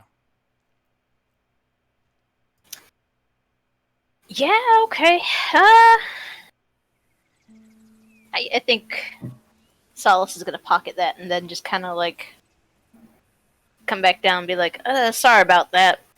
We can get underway now. All right, go for it. Away to heading back through the ship show. Yeah. I think as we go, I think Lynn would be like, just kind of under his breath to the captain, like, I wouldn't take less than 45 for that. We'll get to the haggling part. We will. Just putting in my 2 cents, Captain. I think with our good rapport here with Mr. Doctor, we can maybe do some finagling. Well, let's hope. Kind of reading their faces, it seems like we've stepped off on a bad impression. Excellent. So you're heading back through the market, and you're walking through the crowds and whatnot, and Captain, a new face pops out of the crowd, kind of in front of you, and like starts walking backwards, facing you. He's just like, "You Captain of the Lovelace?" No. Are you sure? Yes. All right. If you see him, let me know. I got a deal for him. Well, wait. I might know him. Yeah, I fucking figure. Listen, say I know this guy. Mm-hmm. What's the deal? What's going on? I hear he's selling, and I'm interested in buying. Oh yeah? Mm-hmm. What you a buyer for? You know, the usual, most cargoes. Say I don't know, metals. Metal. And what kind of what's the budget like? Oh, I'd say about 60 a ton. Shoot. Can I get a name? What's the name? What's the I'm Jesse. Jesse? Nice to meet you. Nice to meet you. I'm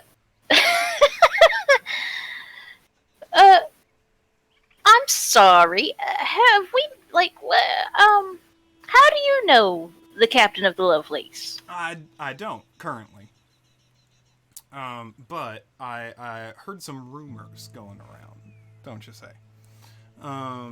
Hushed rumors, obviously, under the table. We're not playing obvious or anything like that. But there's we got a market. You see? We're interested. Am I there? I mean, yeah. Should I go back with them? Yeah, if you want to like go back. Yeah, definitely. Delaney If I and Ryder, they booked it when you went back to look for the flyer, so they're already like they're back with Sean at this point. If I am there, I would also like to do a deception read on this person.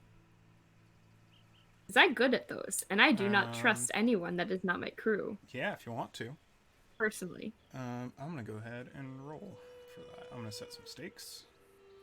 So, let's go with the D8 for difficulty, D8 for trick, and D6 for social.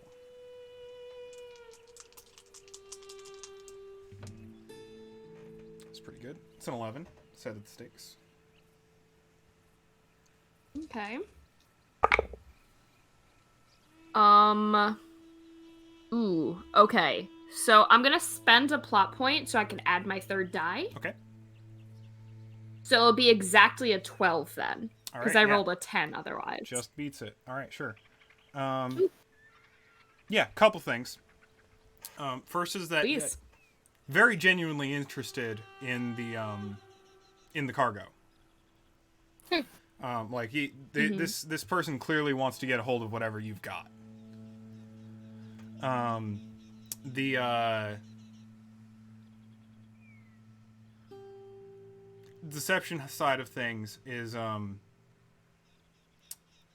offer sounds awful fishy. Yeah.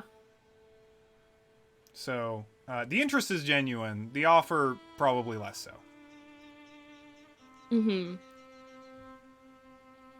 I think he just kind of looks at Jesse and just kind of like gives him just kind of like a really. Hey, you don't want it? We'll go on. Here's the thing, Jesse. That's a lot of credits. That Sure is is. a lot of credits. Mm-hmm.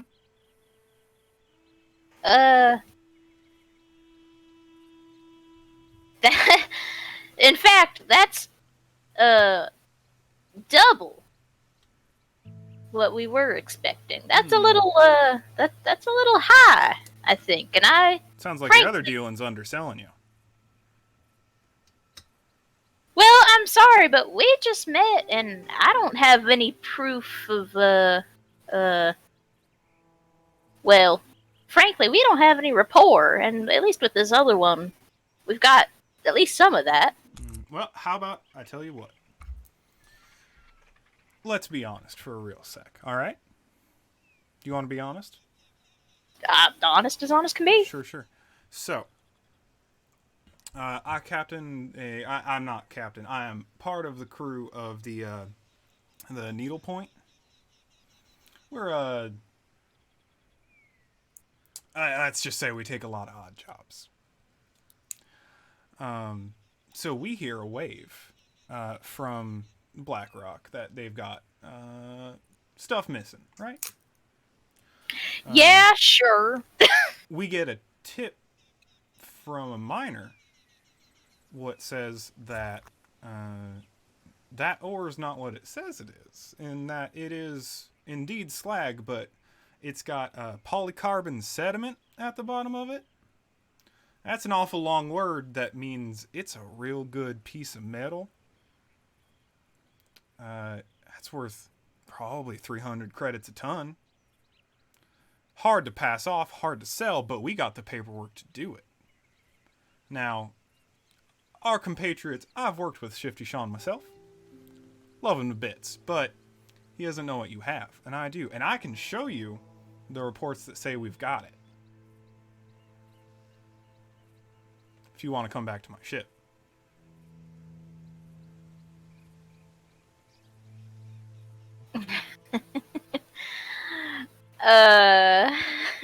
Could send one of us off. Yeah. I'll go to the ship. No, What? you won't, Doc. No, you stay behind, Doc. Let's see. I'm just gonna kind of like, once again, kind of whisper to you and be like, you know, this is a trap, right? Like, this is the trappiest trap of Trapsville. Like, we're gonna get shot to fucking death if we walk to that ship. I've got a feeling, but they're also just as like to turn us in. So like, fuck me. All right. You need me to take care of a problem. How surreptitiously are you two talking? I kind of like the idea. Doc's like, just shut up. We're not killing anyone today. Just. Oh. Conversation goes. By surreptitious, I mean like whispering, like Yeah. having a very like close conversation. I mean, yeah. I guess there's no hiding the fact that we're conversing, but like. Yeah. Trying to make sure that we're pretty much inaudible. Oh, shoot. I'm gonna make a proposition here, where we just kind of pretend that we didn't even see each other. Alright? I go my way, you go your way, we just let it lie. That's real disappointing, Captain. I'm a little disappointed too. But you know what? Fine. You take your pennies. It'll be fine. You know, I will. Oh, you have yourself a mighty fine day. I think I will. Jesse fades out into the crowd. Yep. All right. Curiosity. Let's fucking scurry on, like real fast, like. They know our ship too, which is even worse. Yeah. Actually, so let's do it this way. Lynn, you go on back to our ship, please. Right on. Doc, you're with me. Let's get to Shifty Shones right away. Um, Can I like comment? Like, I don't know if we have like fucking communicators or shit like in Star Trek. I don't see why not. Like a cell phone. It's the future. We have cell phones now. They have to have cell phones then, effectively. I'm gonna quickly like ring up Derby and be like, Derby, lock the ship up fucking tight. Don't let nobody on. Be on fucking watch. All right. Except for Lynn. Uh, Lynn is yeah, allowed. there's a little problem with that, Captain. Explica-me. What you talking about? I'm not in the ship right now. What in the hell, Derby? Is it just Felix? No, look. Here's the thing. When Doc got all stabby, like I kinda decided to take a walk, and Cole, can I use a skill? Stumble into a situation you shouldn't have, or overhear something you shouldn't have. Absolutely, you can do that. No, definitely. Absolutely. I get a plot point for that. You do get a plot point for that. Let's see. What kind of trouble can you get into in a space station that is notorious for having black and gray markets? Oh, God. Am I going a bit too overboard with the No, complication? not at all. Let's Not even a little bit. go. This is honestly. I was fucking actually thinking of amazing. trying to get you more This is involved great. specifically. This is great. How do you feel about organ farmers? Oh shit. Organ farmers, they like sharp objects. I ain't a fan of sharp objects. That's fair. I probably know like 12 of them. It's okay. You'll be fine. Yeah, no, it's cool.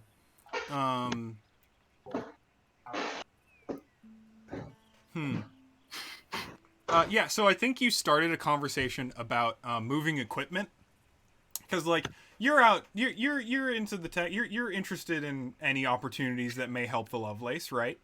Yeah, of course. I'm always So- looking to find new little perspective. How you say? Yeah, Contact. opportunities. Yeah, business arrangements. So you started talking to a guy who was talking about getting equipment moved across the verse, and you're just like, well, great, that'll be our next job, right? We'll ship some equipment. It becomes obvious over the course of like, I don't know, several minutes, maybe half an hour, that the equipment they're talking about is transplantable organs. That they expect you and potentially other crew members to carry inside of them Holy for shit. an amount of time. And, you know, like that. This is maybe the seedier side of the black market. And now you're kind of the point where there's like, it's maybe a little hard. You've gotten them interested, and now they're like, oh, you're going to back out now? That's real disappointing, man. I guess that's.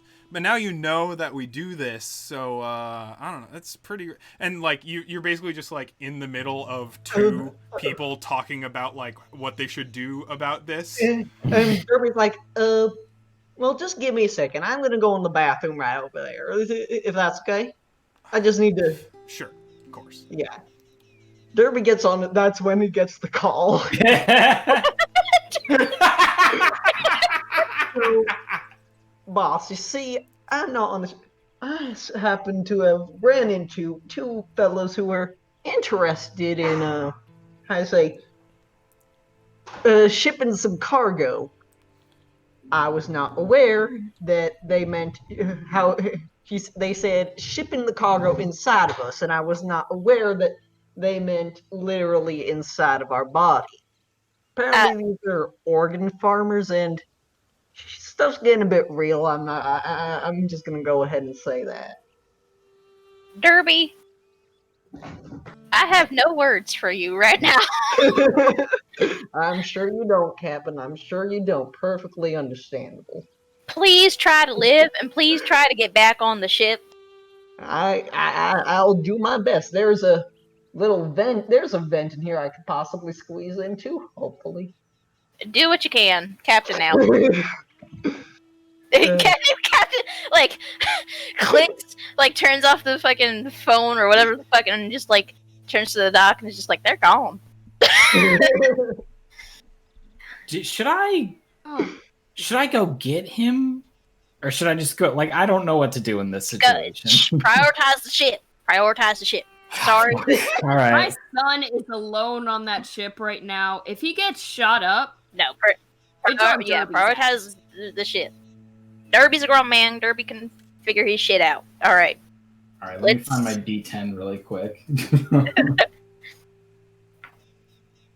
All right. You and me, Doc. Let's hustle.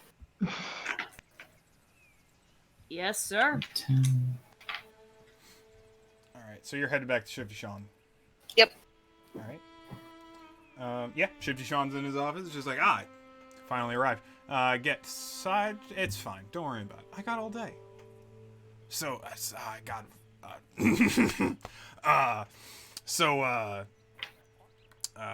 We ready to do business? My Delaney here tells me it's probably worth. You know what I appreciate in all customers? Transparency. So, this goes on the wholesale market for about $100. 100 credits a ton. You got 12 tons. Wholesale, we end up paying you about 30 full credits a ton. We got about, 10 to 15 credits in shipping and fencing fees, and we got to make a profit off the top of that. So, buy it off you for 34, sell it for 100, shipping fee of 25. We're making about the same money as you. You know what?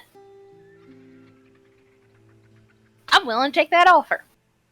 In fact, I'll be.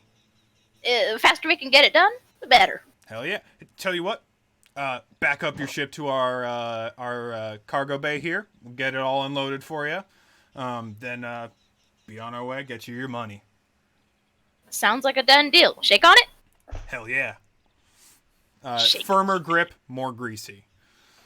Great. Seems like a sign.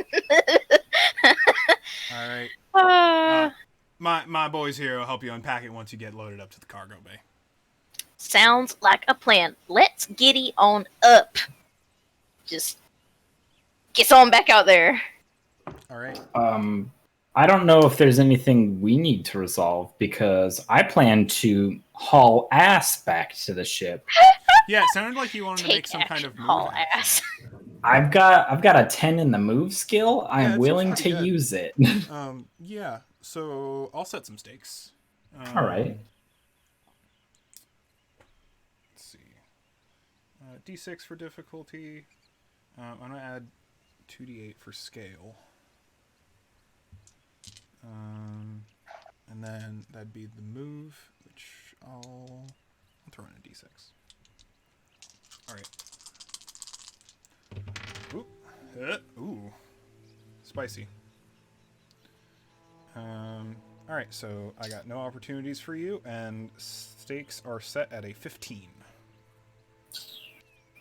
All right. So I've got physical and move. I don't think I can do anything else. Let's take a quick look.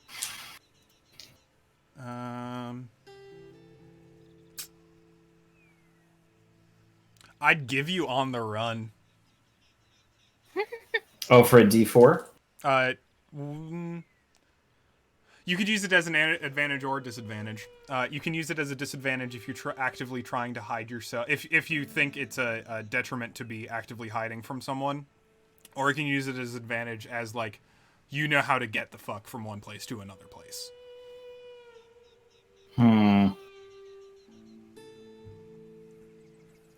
I feel like pursuit is kind of already my detriment in this. Sure. Oh, yeah, I should have rolled for that. I thought I heard you forgot say about your it. So. complications. No, I did not, so I'll throw the other things. Also, well, I guess I get quite a few d6s on this, in fact, because I'll get one for pursuit, one for worried about other things, and probably one for obligation to drink, because you're not you're not doing that right now. You're still making them wait. Well, they didn't specify it. I told them I would contact them. And I will. I'm just going to quick roll these. Alright, they don't help. But I get to roll extra dice, and that's fine. Alright, That's a dice so... pool containing 1, 2, 3, 4, 5, 6, 7. 7 dice. Actually, you know what? Let's have a little fun.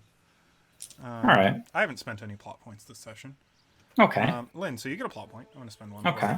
I'm going to add a third die to my roll to the thing. All right. So stakes are a 19. Okay, so that's pretty much unbeatable. Yeah, let's roll my 3 dice and see what happens. That's a 9, a 6, and a 3. It's pretty good. It's 15, 18, almost. Almost. All right. If you wouldn't like to do anything to the dice, if you wouldn't like to or can't,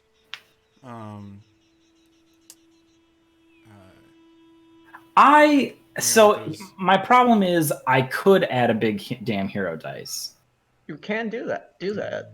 You have a plot point. It's also not a super high stakes. Well, I mean, but that it's not was low stakes. Yeah, but it's like sorry, high stakes is a term that I'm not gonna.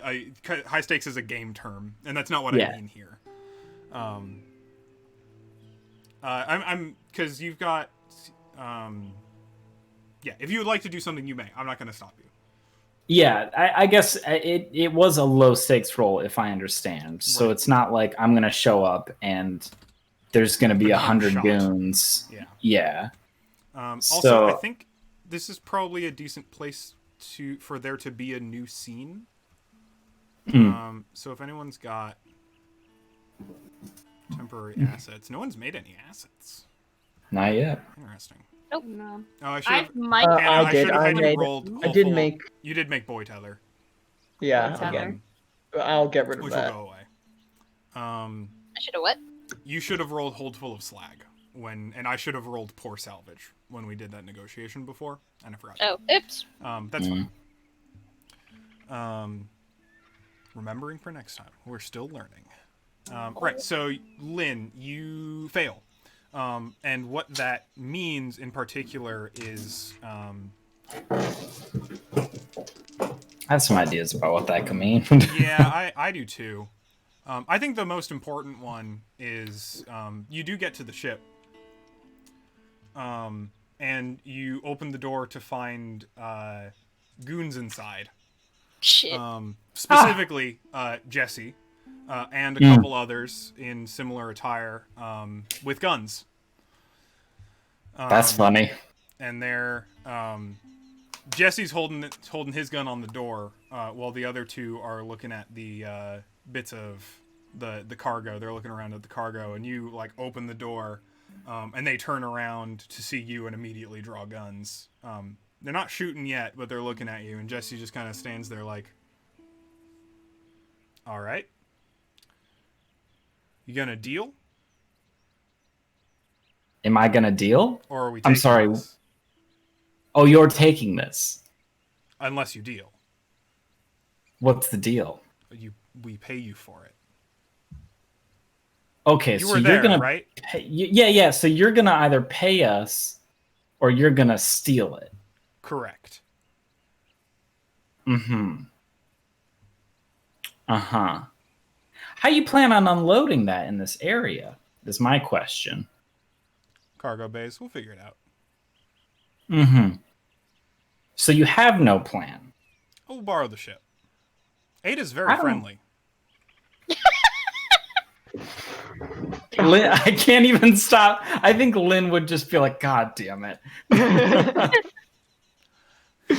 Hello, Lynn. Have you met our new friends?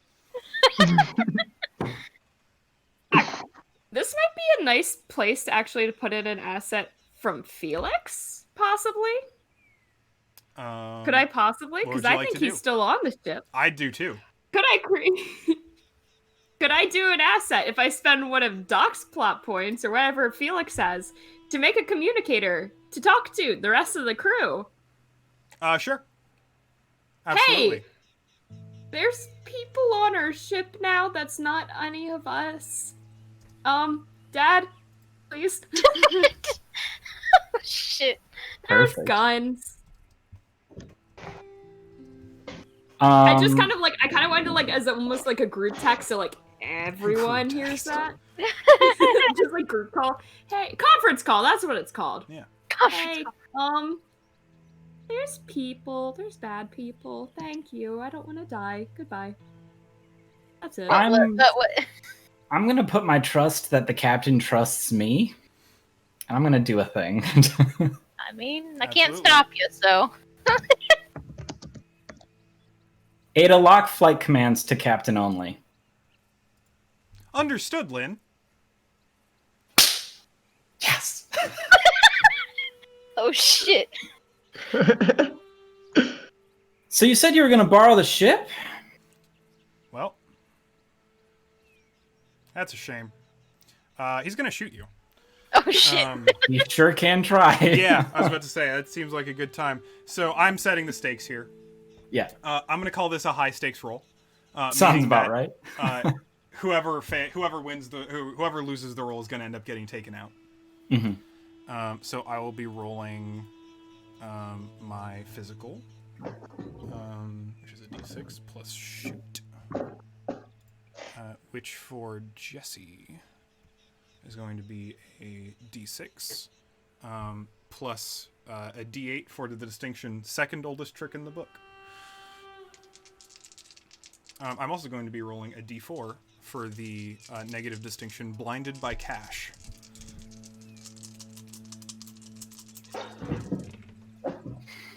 Okay. So that is the stakes at 8. Okay. No opportunities. So I'm obviously physical. Cool.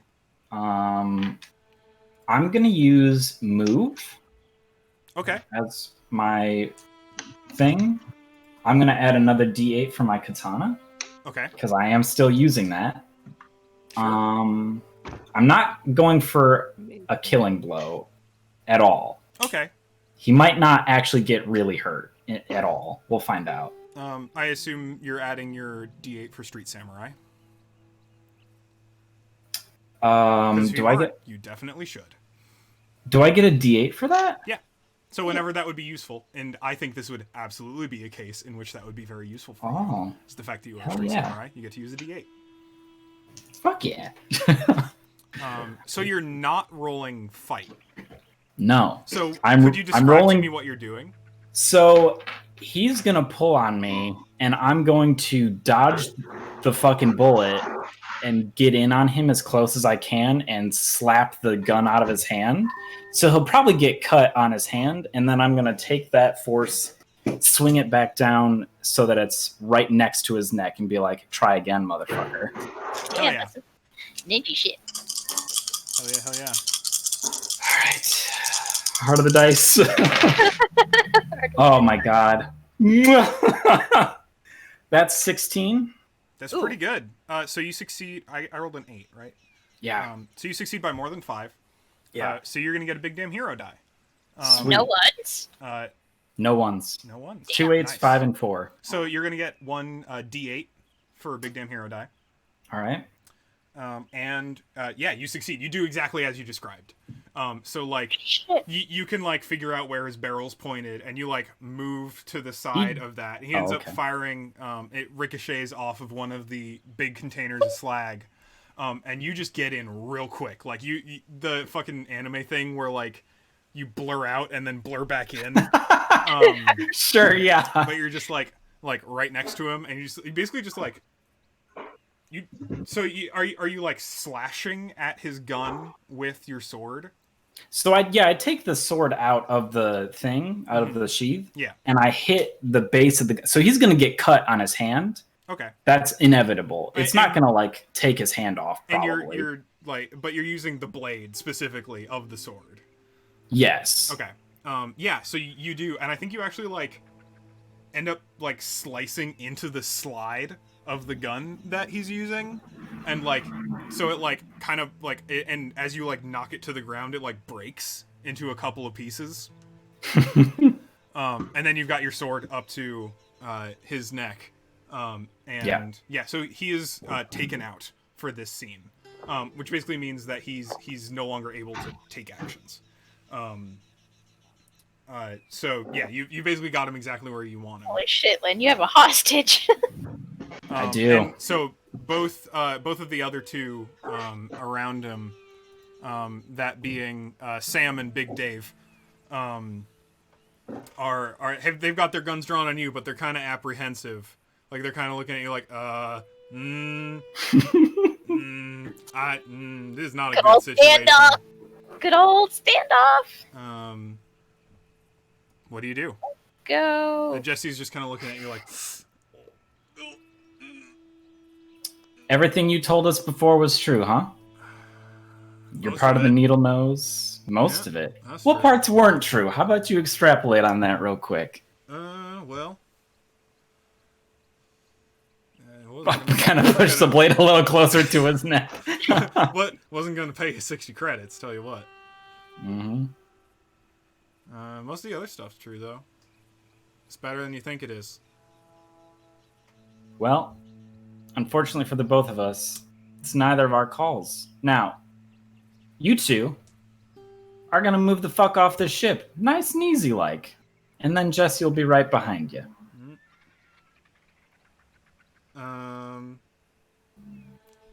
Could you give me an influence roll? I'm real bad at those. Yeah, I mean, or it couldn't be a too manipulate hard. someone roll. I don't think it could be trick, because trick implies that he doesn't intend to do what he says, which I'm pretty sure Lynn is being very truthful about that. I'm going to go ahead and give you a D8 for just like D8 asset hostage Okay. for succeeding that roll.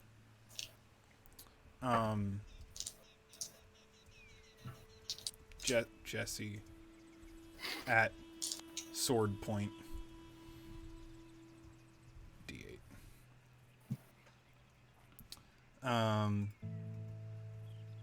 Yeah. So, that'll be social. What am I rolling for these goons? I'm basically rolling to see whether they're going to try something stupid or not.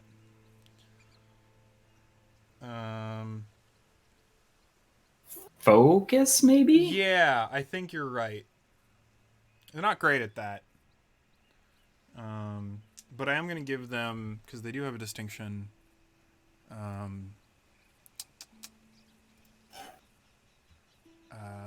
toughened by the black. Boy, oh boy, if they start shooting, Give them that distinction. it's gonna get nasty real quick up on this ship. Okay, that's a 9. Stakes are 9. All right. No opportunities.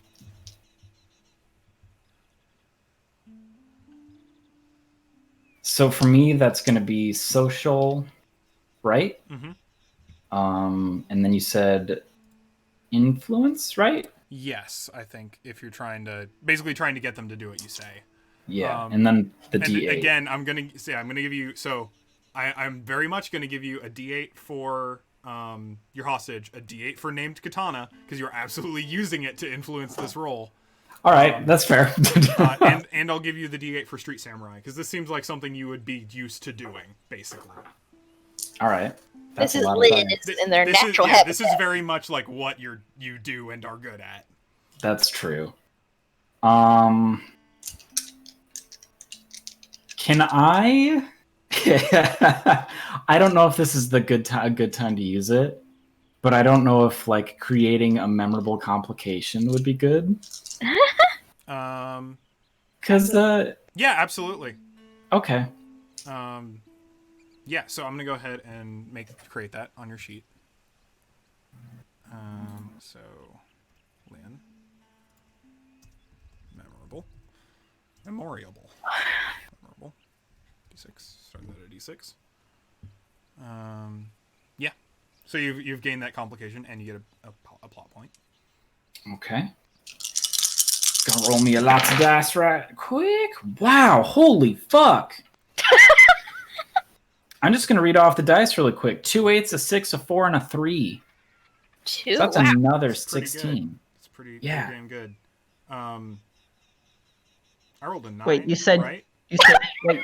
you said 2 8s, a 6, and a 4? 3, 2 8s, a 6, a 4, and a 3. 4, and a 3.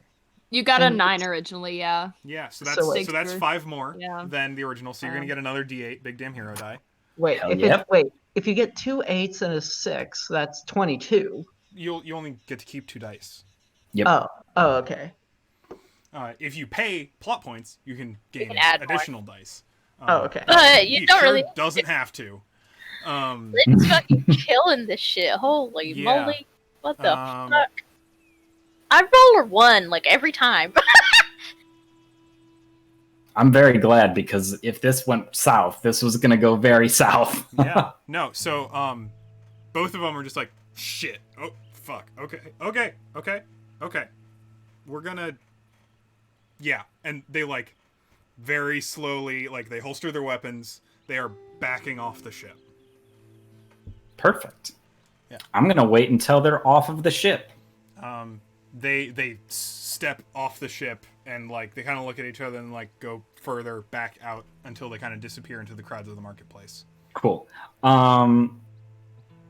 So now that it's just you and I here, not gonna be a word to anybody, is there, about No. BlackRock or No. No, that's Nothing. what I thought. No. Mm-mm. Great. I sheathe my sword. I say, no, get the fuck out of here before I change my mind. Books it out of the cargo bay. Captain, you're approaching the ship. You see 2 people back slowly out of the entrance to the ship, and then one with like just a little bit of blood running out from their neck just book it out of the ship. And you recognize that one as Jesse. Oh shit! I'll kind of like lightly put my hand on my piece and like kind of nudge at Doc, be like, "You packing, Doc?" You're muted. You're muted. I know. Oh. He just kind of like, not even looking at you, just cracks his knuckles instead. Okay, but you got a gun on you? Oh, fuck no, I don't need that. What if I just gave you one just in case? Like, I got more than one. I appreciate it, Captain. But I know how to handle myself. So you don't want the gun? I'm okay. I will be entirely honest with you. I'm god awful at them. Handling them, hate it. Much rather beat someone's face in instead. I mean, all right. Just kind of, is gonna like have the hand at the ready, but slowly approach the ship, making sure that the others are the 3 are keeping their distance, or that they're either gone or whatever. Yeah, there's no one in the hold except Lynn holding a blade. Cleaning off a blade from any flecks of blood. Did you kill someone? Trust Holy me, I know shit, blood. man. That is not nearly enough to have Oh killed my someone. Do you see a body around here, Captain? I don't know what you've been doing. I just saw 3 people, Jesse and the goons, fucking hightailing it, though. Well, you're welcome. Think I've earned my keep for this month. Sure as hell. You can get yourself an extra 50 credits for that. Ooh. Let's see. Oh yeah, okay. Okay. Here, let's clean up and giddy on up. We gotta get this shit out of our... Derby, you can absolutely have escaped from the Oregon farmers by this point in time, and have made your way back to the ship. Can I describe how it happens? though? Absolutely. Please. Please do. Okay. So I guess after you say we gotta get this stuff up, let's cut to Derby, and he's staring in front of his box of tools. He has pried open the electrical switch to the bathroom door. What the... And he's like, long bathroom trip. he has pried it open, and he has locked the door since. And he has, and he just looks over his box of tools and says, "Derby poppers, that's what I need." And brings out some of this, I'm just gonna call it very bad smelling powder. That Derby's doing smells fucking... smells like sulfur. I'm just gonna say it's a bit combustible. He shoves it in a little pipe, caps it, lights a fuse, tosses it into the open wall. Pop. Oh my Lights god, go I thought out. Derby was literally doing fucking poppers. I was like, what? Derby was literally sniffing poppers. Whatever's happening, and Derby the lights are out, and then Derby. I was going to use my hightailing it focus and moving, but it looks like I don't have to. Derby books it. Oh my god. There is an amount of commotion in the market as you see Derby sidle up to the entrance of the ship of the Lovelace. I got out, boss. Yeah, sure looks like it. Yeah. You ain't gonna get followed, is ya? Oh no, they're probably lost in the dark right now or something. All right. We're closing up. Let's go. Let's go. So you're going to be maneuvering the Lovelace to Sean's cargo pit, I would assume. Yes. Yep. So you got to do that, and Ada goes, "I'm sorry, Captain, but Lynn has locked my controls so that only the captain may pilot the Lovelace at this time." Oh God, you're not the original captain.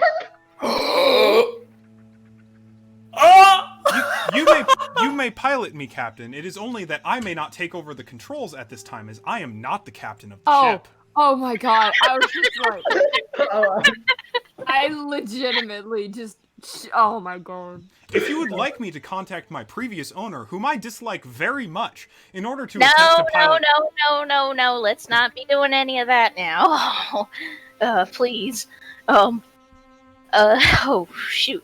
Ada, are you sure, like, captain's orders, override, like, you're allowed, you can pilot the ship? I'm sorry, but I have received this command, which has locked my controls for the next couple of hours. If you would like to stick around for the next period of time until this command expires, then I can do so, though I cannot do so currently, even under your own instruction. What in the fuck? Who gave this order? What happened? As your combatant lieutenant, Lynn is able to give control override commands at any time. Who gave Lynn lieutenant status? You did when I asked several months ago. Oh shit, I did. I think the doc just kind of looks at you just like, what the fuck is All wrong of the with occupants you? of the ship currently have roles, except the child who is 21 years old. I'm 25. Except the child who is 25 and a half years old. Thank you. You're welcome, Felix. Alright, Ada, everybody's getting their roles fucking revoked. Let's Understood. Who would you like to be the captain, Solace? See. Felix. No, shit. Registering Felix as captain of the Lovelace. No. Felix, what roles would you like to assign for the rest of the crew? No, I'm not. I am the captain. I'm sorry, Solace, but Felix has already been registered as the captain of this vessel. If you would like to be registered as the captain of this vessel, you will have to request a promotion from Felix.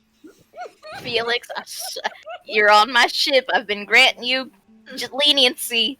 I think- Held. Can I transfer my position, please? Absolutely, Felix. Solace, you are now captain of the ship. Thank God. All right. No, that can't happen no more. All right, I am the captain. Pissing himself in a corner. He's laughing so much. Why the hell didn't you register yourself as captain of the ship? What, like, Solace? No, I was, but you were lieutenant for some reason. I don't know why I did that. Okay, like. All ships require a lieutenant, Captain. It's the law. Oh my god.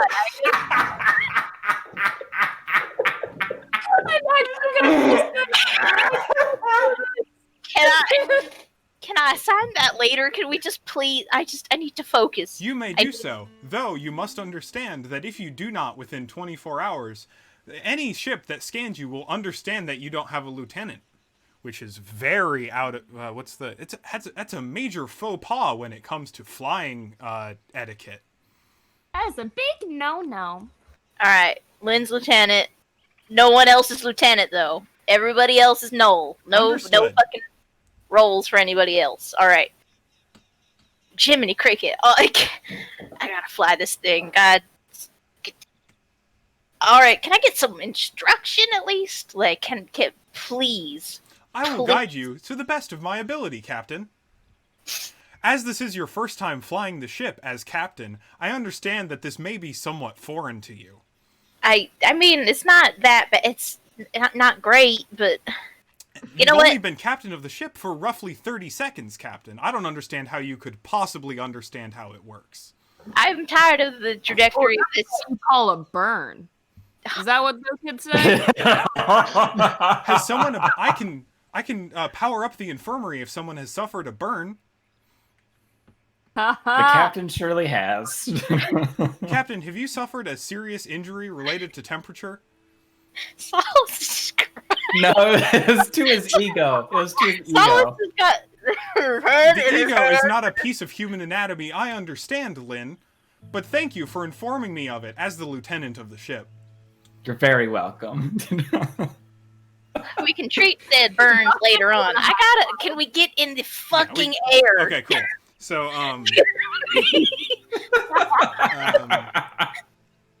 Oh my. High five. Yeah. I'm done. I've had my fun. So, That's incredible. Thank you. Fucking good crew. You're all fired.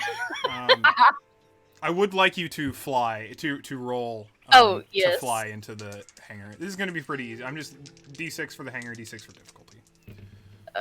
Stakes are 9. Okay. I don't even have my sheet up. Okay, fly. I guess mental. Or physical. And then you'll be rolling. No, sorry. You'll be rolling the ship stats.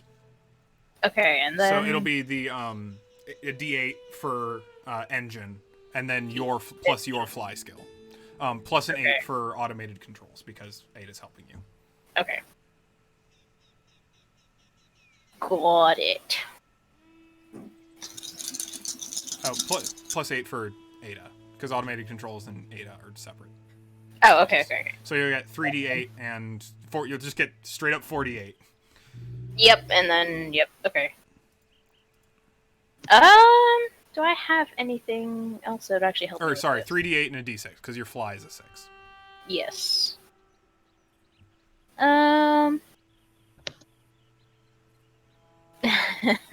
Okay, yeah.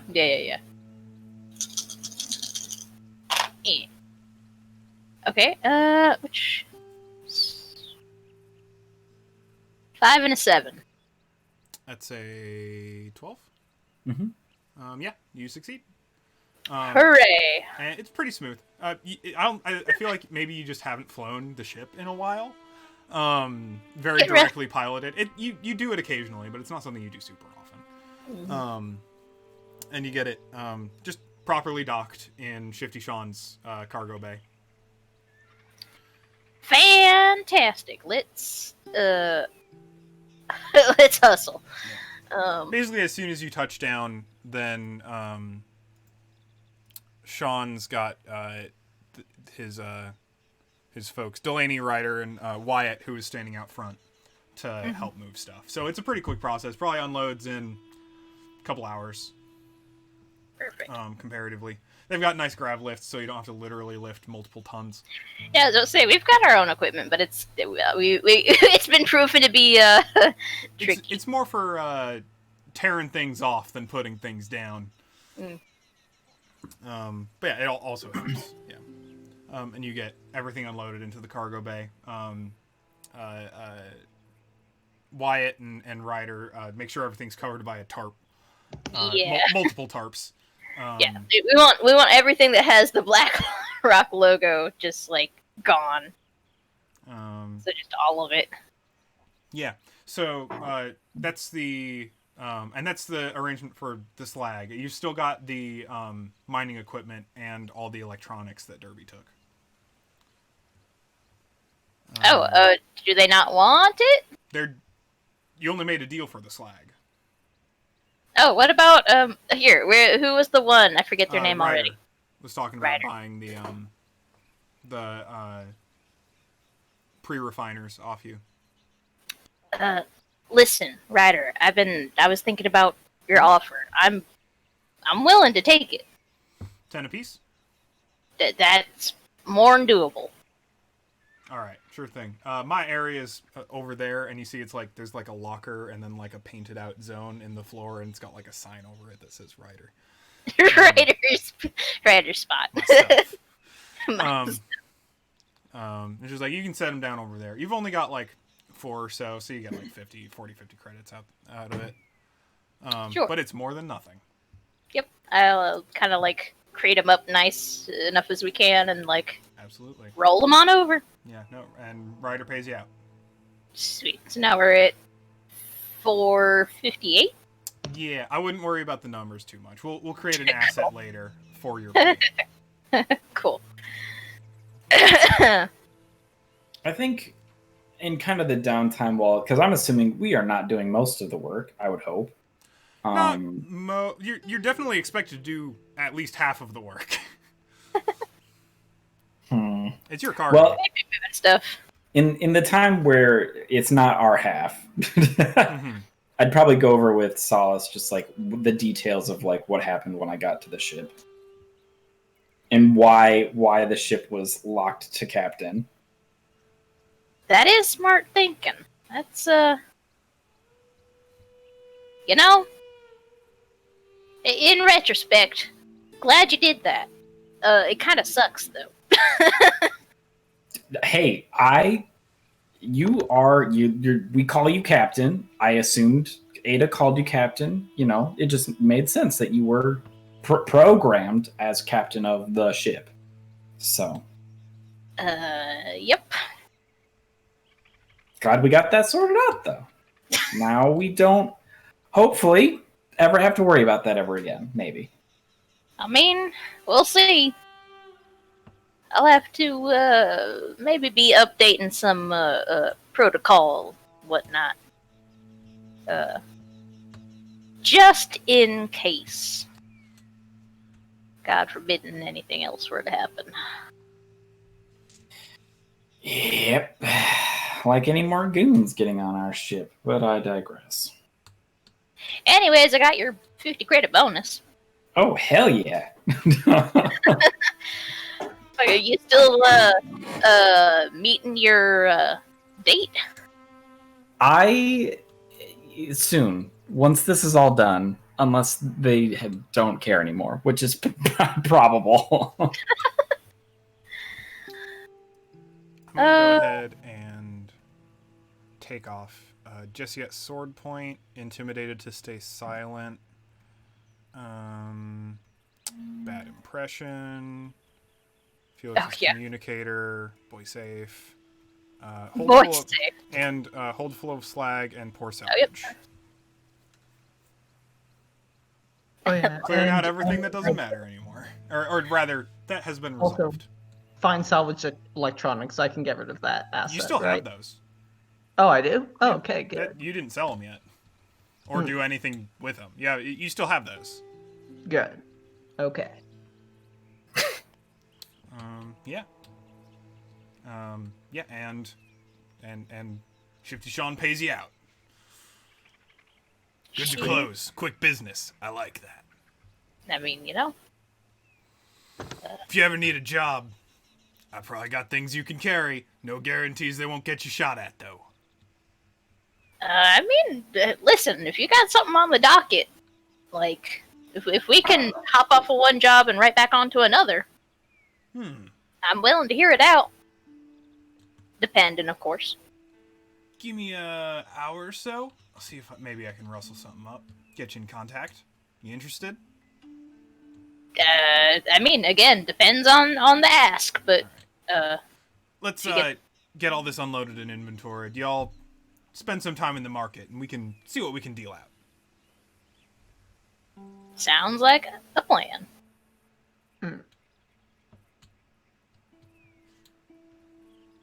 Right. What would you all like to do? Yeah, like I said, slide gets unloaded. You get paid.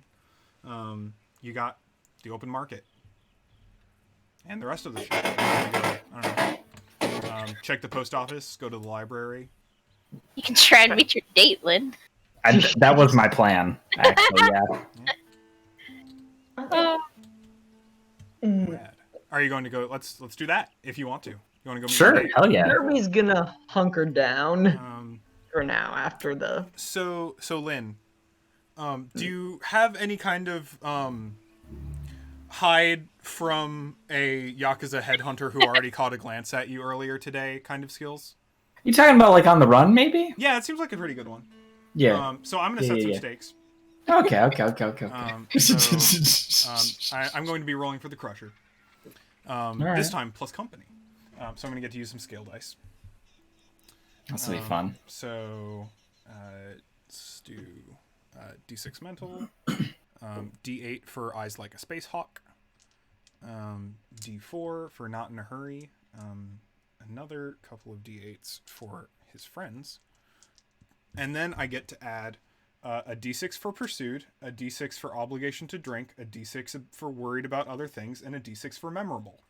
Because of your complications. So I am rolling 1, 2, 3, 4, 5, 6, 7. I'm rolling 9 dice. Hell yeah. This is fantastic. All right, so I got 1-1. Okay. And then otherwise, stakes are set at 12. Do I want to pay you again?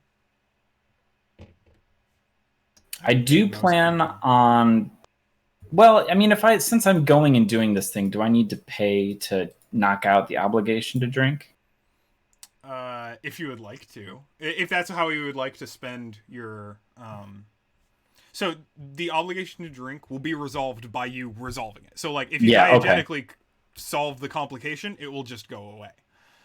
If you want to basically spend that to ignore your obligation to drink, then that would be getting rid of it. Okay, no, I'm good. Okay. I don't mean to spend these all on you, but I am going to give you another plot point. Jesus Christ. I only get 4. I've only spent 1. I have 7 of them. Well, that's because you rolled a lot of 1s. These are the ones I get to do even if you don't make mistakes. Yeah. So that sets the stakes at 18 for triple sixes. 666. All right. So what do I need to roll Very for funny this? for rolling against an Oni. Oh my god. You know? So you're gonna. How are you trying to avoid getting spotted? I could see move or sneak. I think move would be the best. That's what I would be very good at. I would definitely want you to roll on the run as a negative in this connotation. So D4? Yep. All right. And you get a plot point for that. You are stacking up plot points this session. I am. Which means you have a lot to spend, which is good. Yeah. You're gonna have to spend them all real soon here. That's fine. So D4, D10, and then probably a D8. Well, yeah, D8 for one of the things. I don't know which that would be. Probably social again. Yeah, if you're trying to if you're very much moving, trying to blend in from group to group to get there. Yeah. I think we can say D6 for that polite disposition, of course. I think that's about it. Well, I'm sure it'll go fine. Oh, that's not terrible. That's a 15 with a complication. Cool. So you get another plot point. Okay. I am going to. Well, let's see how. Are you going to use your plot points to mess with your roll at all? What was the roll I had to beat? 18. and I have a 15. Shit. I'm gonna use. So you can spend plot points to. So you rolled how many dice? 4. So your top 2 are your 15, right? Yeah. And one of those is a 1. The other so one is that- a 2. So you can add the 2, which will put you up to 17. Yeah. Which won't be enough. You can roll some of your big damn hero dice if you think it's the time. See, I'm you can really fail. interested. I'm really interested in failure. I want to see where this goes. Absolutely. Yeah. In that case, I'm gonna. So I paid you for your complication. I'm gonna use that to step up memorable. Oh, okay. As a from a D6 to a D8, and your failure is definitely gonna bump pursued. So we'll bump that up to a D8. The Crusher catches an eye of, or Crusher or one of his associates. Let's give this a minute of thought. Yeah. So you head to the bar. I'll leave it up to you about whether you get noticed or not. Nah. No? Okay, cool. So yeah, you head to the bar. You head to your booth. Or bar. How do you say it? So this the person who invited you is this how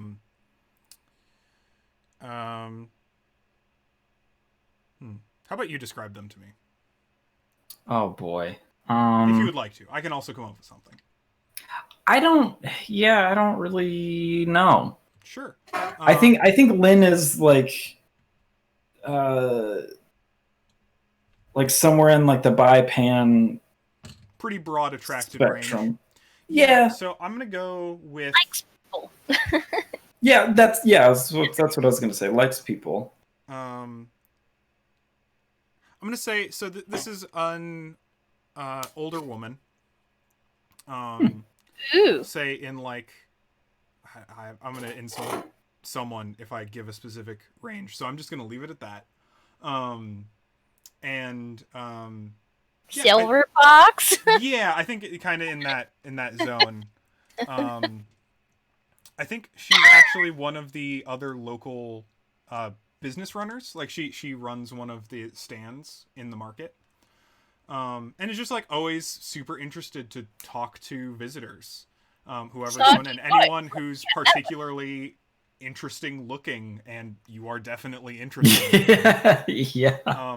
Particularly interested in your fashion choices. So yeah, just super psyched to talk to you for a little bit and have a drink. Get like some synth corn beverage or whatever's going on in the bars nowadays. Depends on how much you're really willing to spend. You did just get paid. So you might be able to get the good shit if you really want to. But do you want to spend the good shit on a first date? Who knows? That's up to you. Nah. How about you tell me how this is going for the first little bit? I think there is genuine like interest, just like person to person. Like there's like a connection of like I like seeing like people's really interesting choices in fashion, and Lynn is like, yes, me too. That's what I live and breathe, you know. And so they have a really good conversation about. I think you brought up like she's interested in that, and I think Lynn's very happy to have that conversation and be like, these are why I kind of chose this kind of. I think he just says like, I'm kind of a tough, as you can probably tell, and so this is kind of like, me. Oh well. Blush. Embarrassed. Tough just means you got room to be softened. You bring up a fair point. I think it's about in that part of the conversation where the Crusher walks into the bar. So you're seated wherever you are, and he's big, he's tall, he's thick. I described his like arm tattoos. On further inspection, I think he's just wearing an open vest. Like that is the only upper body clothing he's wearing. So it's this like, oh, I like ragged denim. That's a good look. Sure. like just an open vest that's got room to conceal some stuff, probably, but also is a really good display of just shredded down the front. And the tattoos extend from the sleeves of his arms onto his chest and probably onto his back, though that's got, jacket on it, or denim vest jacket cut off. You know what I mean? Yeah. And he walks in, is accompanied by someone else you recognize. Clara is with Oh him. my god. Um, There's my sister here. Getting worse and worse by the minute. And they both just kind of like scan the bar for a hot sec, don't immediately spot you. Go up to the bar, get a couple drinks, find a stool near the corner where they can kind of keep an eye on the rest of the bar and keep looking at it. Do you kind of have any kind of evade the gaze of a headhunter and your sister in a bar kind of skills? You talking about like on the run again? I mean skills specifically. That'd probably Skills. Okay. That'd be definitely something. That'd probably help you out. But what kind of skills you got? Do I guess at this point my question is, do I notice that they are there? I think it is unavoidable at this point. Okay. Insofar as the Crusher is a pretty conspicuous person. Mm-hmm. And is particularly, especially just like entering a small bar, like I think you kind of notice everyone walking in, and it'd be kind of impossible to not notice him walking in. I think it's impossible for me not to react. Okay. At that point, especially seeing my sister.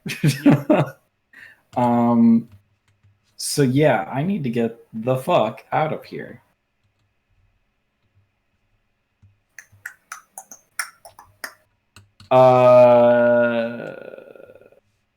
Sneak, I guess, is the best, yeah? Probably.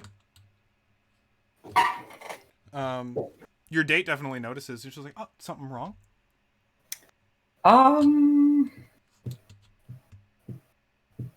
In a word, yeah.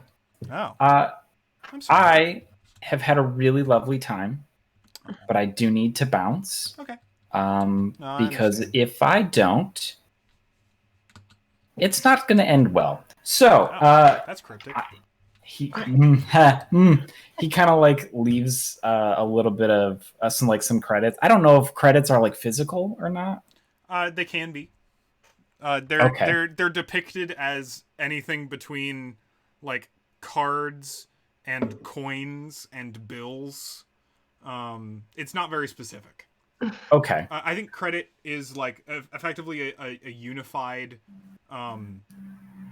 currency, and there are many different manifestations of that. Like there can be, like, you can have cred sticks that are in currency. You can have multiple physical manifestations. I kind of like the idea that even if different places have their own physical type of currency, they're all kind of weirdly unified in value by the Alliance. Like the Alliance, instead of attempting to like mandate a new, like issuing a new physical currency and minting that, they just like declared all currencies that already exist be established in credits. Gotcha. Okay. So like you've got dollars, those are credits now. You got cred sticks, those are credits now. You got doubloonies, those are credits now. But they all still have their own physical manifestations. So you can leave like a Dakma and a toonie and like $4 American, and they would just accept that because it's all currency. Hey, Matt, would you be mad if Derby threw some chaos into the situation? No. Okay. I've been teetering on like, do I want to have a confrontation right now, or is it smarter to get away? Like, I don't know which is better. So Shit, I almost I want to see how it goes down, but I also am like, maybe we should wait, you know? So do whatever you want to do. That's... Oh, I need to set some stakes. Oh yeah, regardless. I'll wait then. I'll let you resolve this. I don't want to get too involved in everybody else. I'm created a bunch of I problems. think you have already. successfully accomplished your obligation to drink. Okay. So I'm going to be rolling a d8 for pursued, a d8 for memorable, and I don't This think is you're the worried thing- about other things, because this is Yeah. the thing you're worried about. Yeah. So I'm going to leave that complication there for now, because it could affect other things, but that is, Yeah. is not going to be a part of this roll. Yep. And then the d6 for mental, and then the d6 for notice. Oh, and the d8 for eyes like a space hawk. Oh God. All right, so you've got an opportunity. Okay. And the stakes are set at 8. Oh.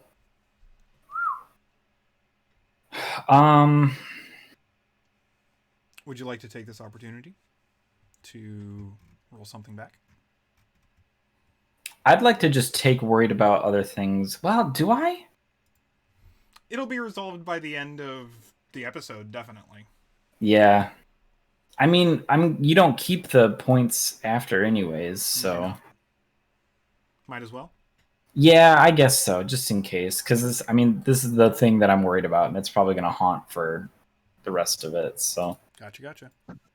we'll just do that, and then I need to roll sneak, which is only a d6.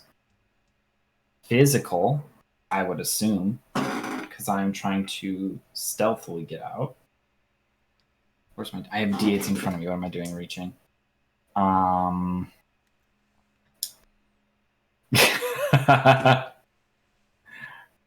don't know if anything else is going to help me.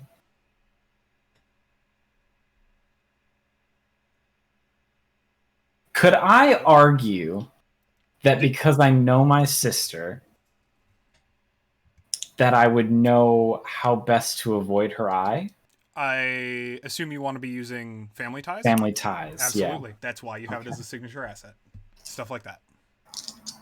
All right. Let's see what happens. That's an 8. So What was that will match as at an 8. That will not raise the stakes. You can spend plot points to add additional dice to your roll, or roll a big damn hero die, perhaps. If you want to add that to your roll. If you roll a big damn hero die, you straight up just will succeed, because literally if you roll a 1 on a die, which is the minimum you can roll on any die, you will raise the stakes. Yeah. I want so badly to enter this scene somehow. You may. You want to just walk into the bar? Please. Absolutely, yeah. So you walk into the bar. Awesome. Cool. You're still trying to get out, Lynn? Yeah, I think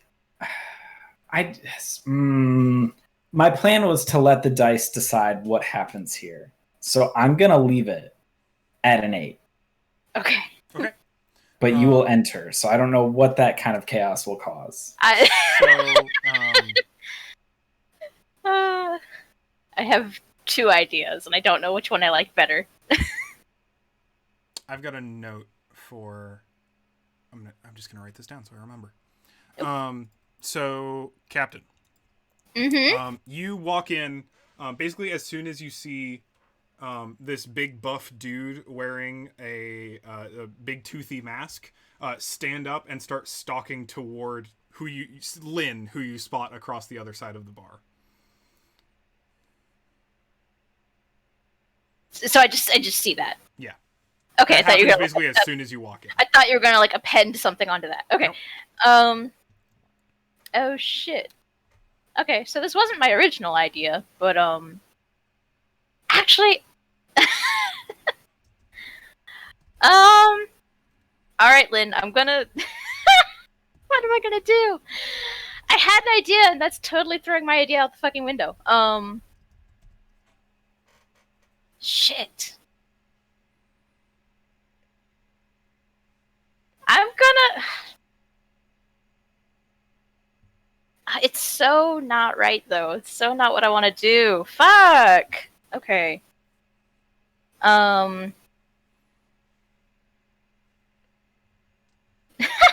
right, the captain's just gonna put themselves between them and Oh. Lynn, and Oh. is gonna be like, hey, what's cooking, good looking? Oh God. This is such a bad idea. The figure stops. Head looks down at you. Looks back up toward Lynn. Who is still maneuvering business. out? I mean, in a rush? I mean, Yes, and starts like moving you aside so that you can keep moving. Picks you up, moves you over. Cool. Are you allowing yourself to be moved? Yep.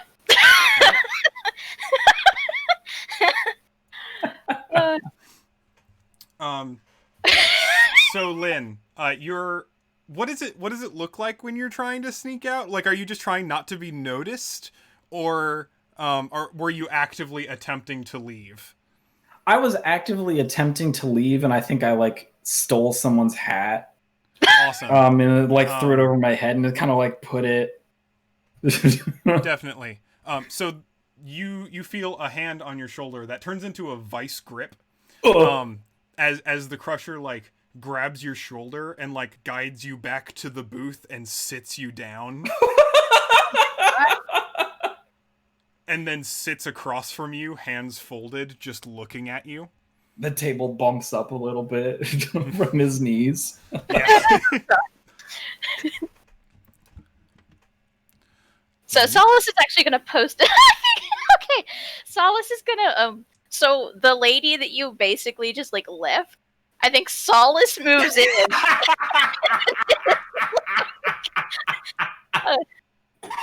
Like, hey pretty mama, you look like you've been stood up.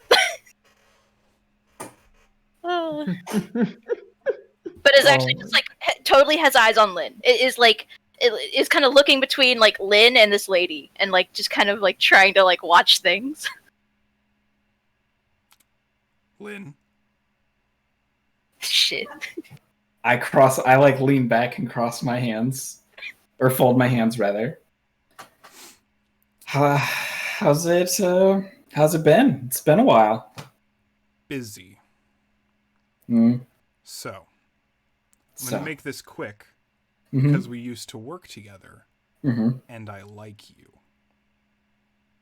Are you talking about death, or what are you? What's Not necessarily. Okay. It's up to you. Mm-hmm. You left. And you left with a lot of money. We're gonna need that back, or it will be death. You got a good enough reputation that we're not just gonna off you immediately, and also you got debts to pay. Your sibling? Goddamn lucky she's here.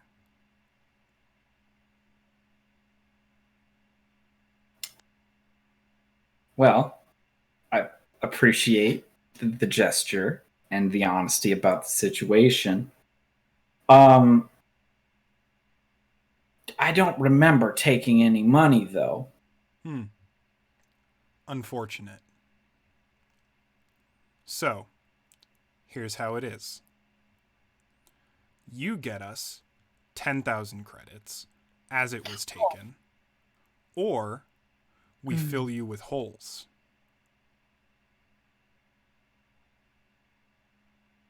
Get an itemized list of all the things. Half Moose, out of character. You did not take this money. I know I didn't take this money. But they seem to think you did. They know that I killed that guy, right? Like They super do. Okay. Dead men don't pay up. Shit.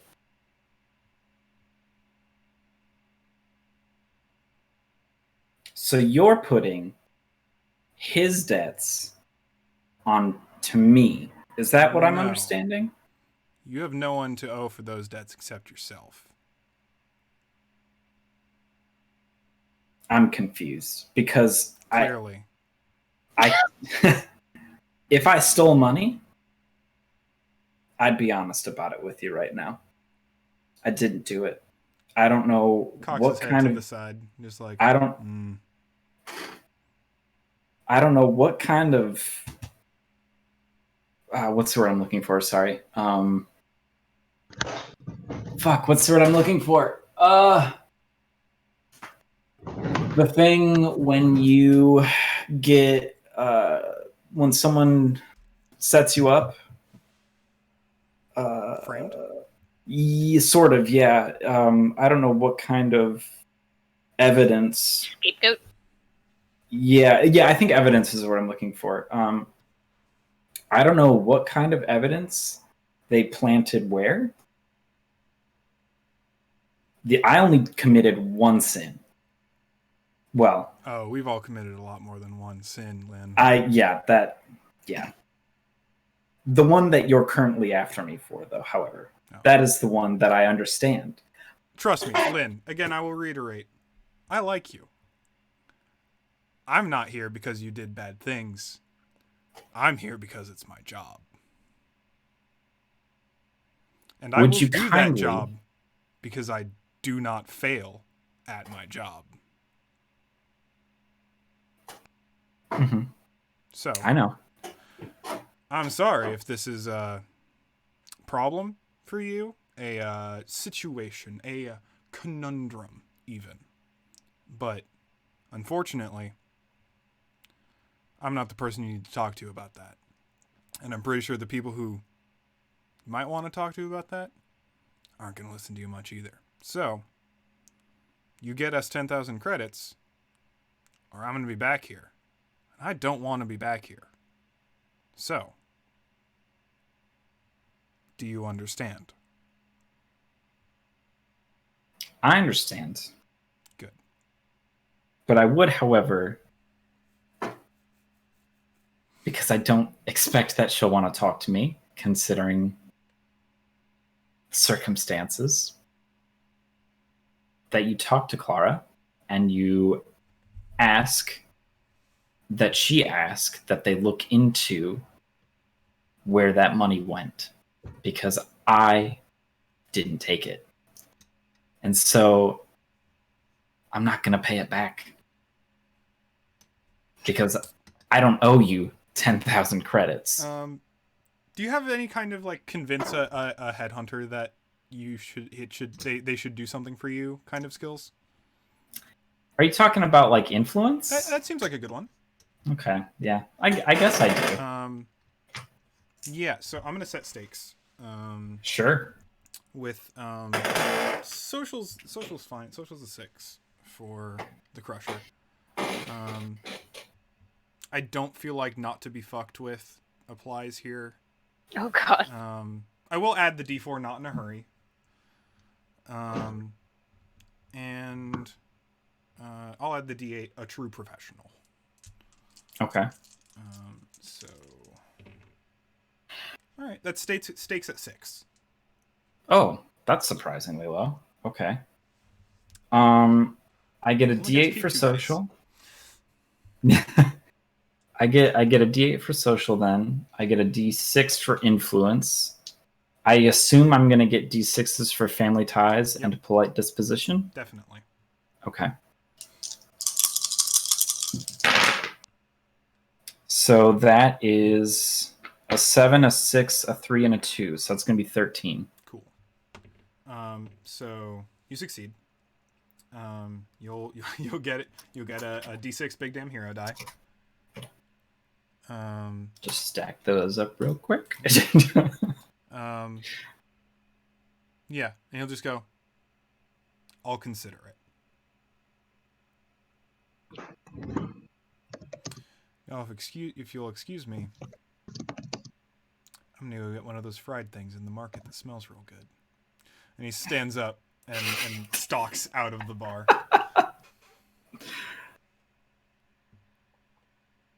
And Clara quickly follows him. Does she even look at my way? Not even once. Yeah. Does not make eye contact.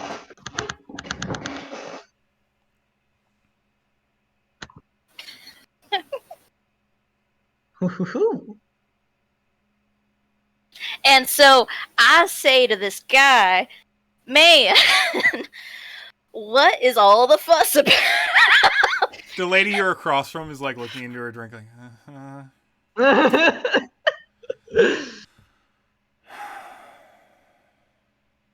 Derby pops over the comms. Boss, you've been talking into the radio this whole time, and look, even I can hear that you ain't winning this one.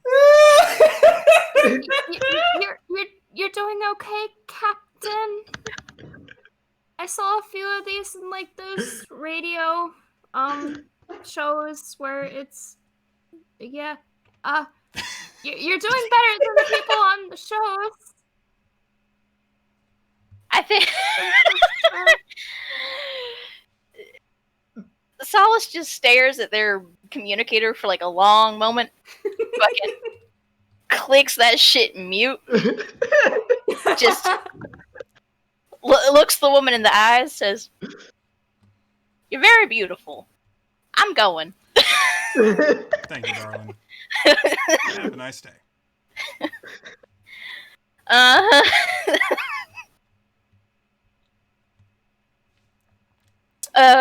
Decidedly starts walking You towards head out. Lynn. Oh yeah, if you would so like. So that was real scary.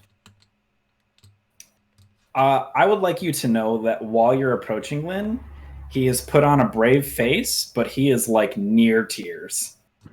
Oh, what? Hold on, you're a damn ninja samurai. Don't you go breaking down on me. Let's get you back to the damn ship. That was freaky. We'll talk about it later, Captain. I'm gonna Let's get a stronger drink before I head back. Sure, yep. Actually, on the house. Let's fucking knock one back. I just got rejected real hard.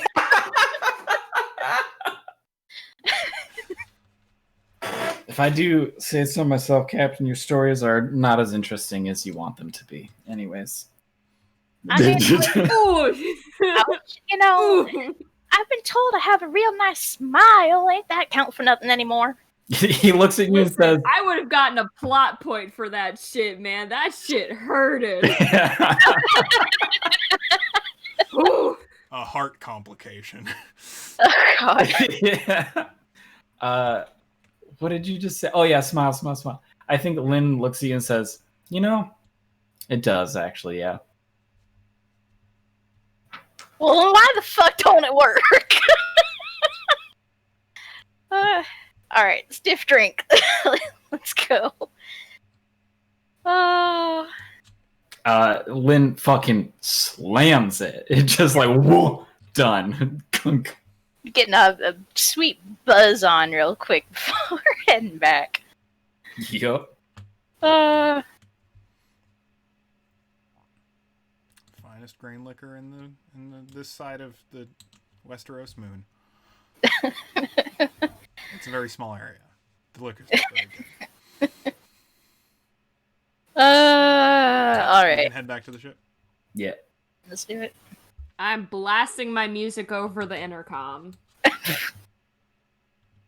It's like 60s grunge metal or something, is my guess. It's literally electro swing. I wish I was kidding. Like, that's what Hell it's yeah. into. Swing.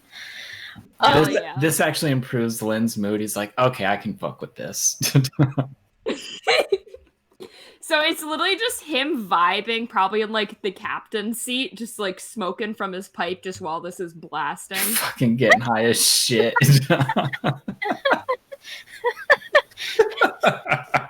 Oh my god. I think Solace gets back and like starts climbing up towards like the like captain's seat, whatever that area is, the cockpit. There we go. It's just like, get the hell out of my spot. I think he just kind of throws you a look and then like knocks his feet off of like the consoles around or whatnot, and just kind of like groans as he gets up. Yeah. Yeah, you got your own Yes, damn spot. sir.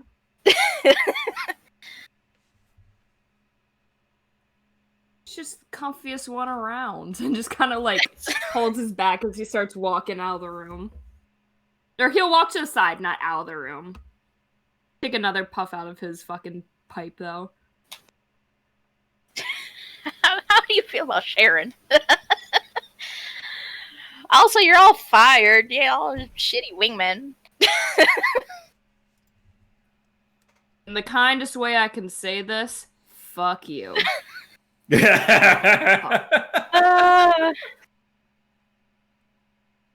Alright, we gotta meet with Shifty Sean one more time.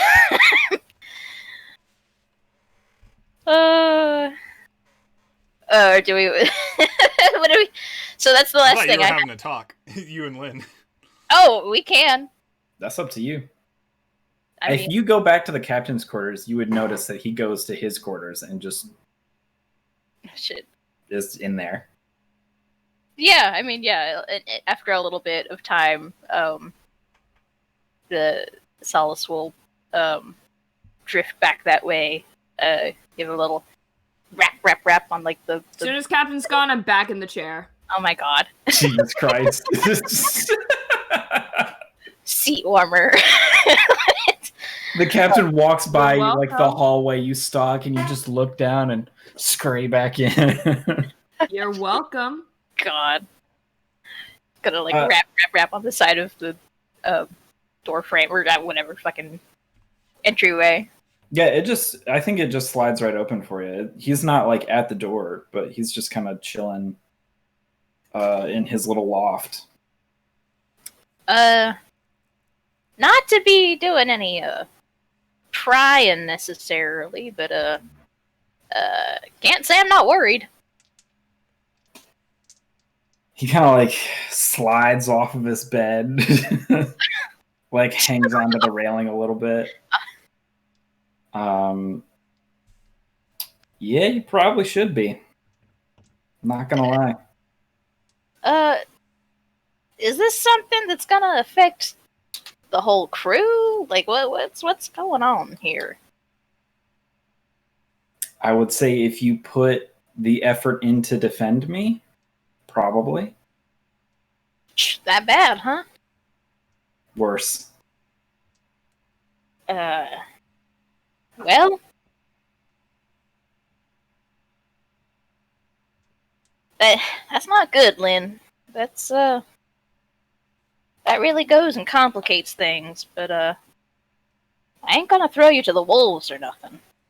We've been around the block. We've been doing this for a while.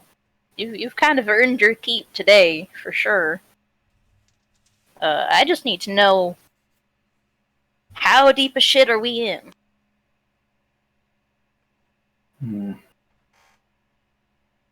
He thinks for a bit. Like, you can tell he's like, how much do I want to tell you? Like, that's the kind of face he's giving.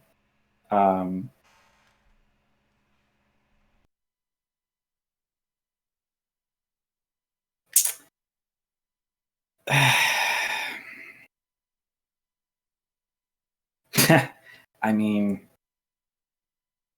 if you overheard any of that conversation, if you understand how I got to be as good as I am at what I do, I'm gonna ask. I wondered. I'm gonna ask you to put those pieces together. See what you can come up with, and that's how deep a shit we're in. I'll start taking guesses. You tell me how hot I am. You're some kind of trained bruiser. I don't know. Some strong arm who has gotten themselves out of something, but is being dragged back in. It's kind of what it seems like. That's the sound of me driving away from this conversation. No.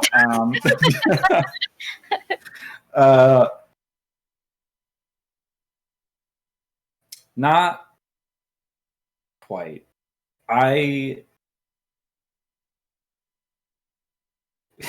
You don't leave an organization, certain organizations, once you join them.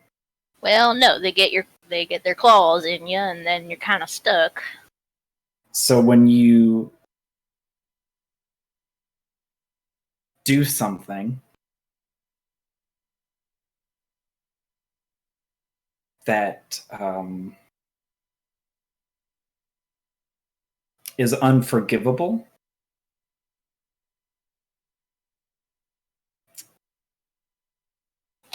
they don't really leave you alone. You can run. I tried. Tried running for a while. Doesn't seem that it They'll always really got me very far. Yeah. they'll always catch up, given enough time.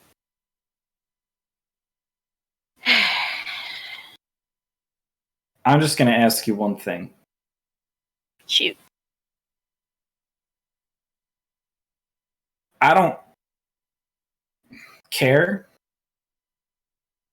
if you decide to draw guns, if you think it's in your best interest to protect me. You're only allowed to shoot the big man. You're only allowed to shoot him. Anybody else? Off limits for the time being. I got family. So, scary masked man only. He just kind of nods.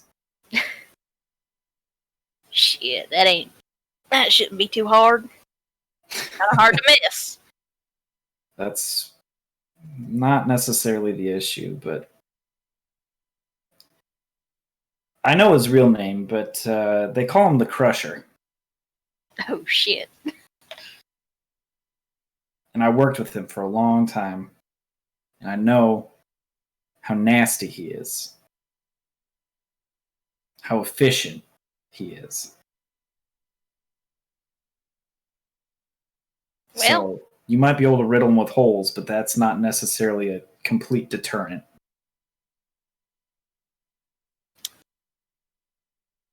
So cool. be careful. So you got the damn Terminator after you? Like, what are we doing? I mean, he's not unkillable, obviously. I think Lynn is actually laughing a little bit at that.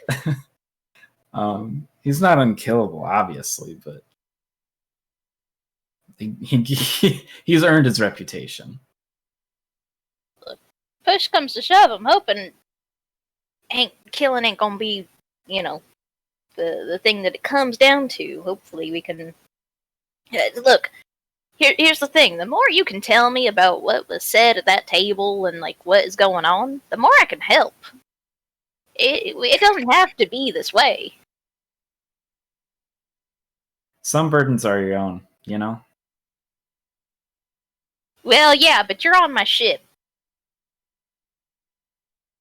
So your burdens kind of end up being all of our burdens, because we're trying to work and live together. It's a whole thing. It's kind of an ecosystem. Symbiosis and whatnot.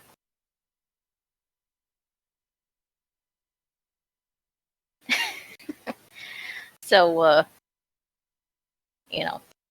again, I can't force it out of you, but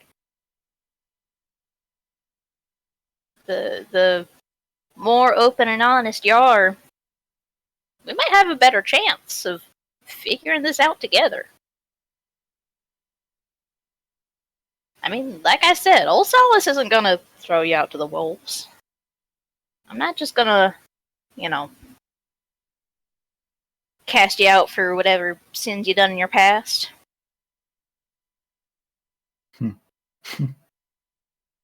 Maybe you should. Well, That's for me to decide. And I ain't gonna.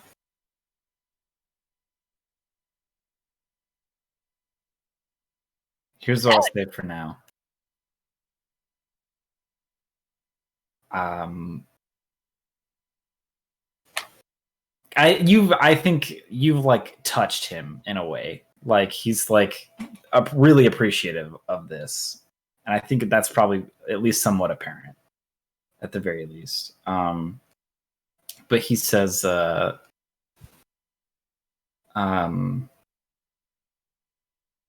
they.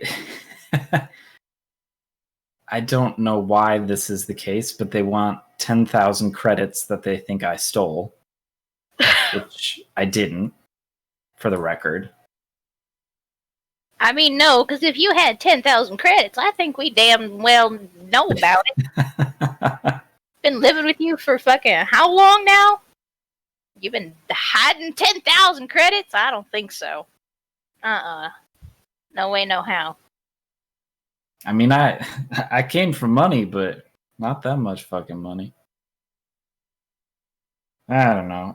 Yeah, I didn't steal it, but that's how much they want, and I'm not gonna give that to them because I didn't take it.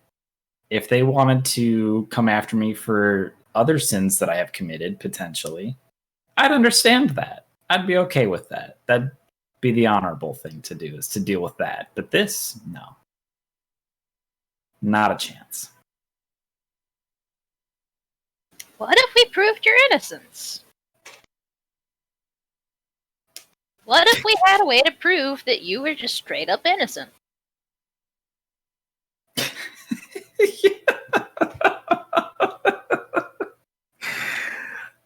Do you know how stupid that sounds? I'm sorry for saying it, but Like, I mean it. Like, what? They're just gonna, like, look at the cold hard facts and say, nah, no, and just not accept it? What if there's proof? What if there's evidence? there probably is, but I don't think that these people are going to listen. I mean, Your family? Your family isn't going to listen to cold, hard evidence, irrefutable proof that you're an innocent man? he's like obviously biting his tongue, and says she wouldn't even look at me. She wouldn't even look at me. But is it because she thinks you're guilty? It's because I betrayed her. We'll see. Them's as facts I ought to know, right? I'm just trying to help. If I don't understand, what am I supposed to do?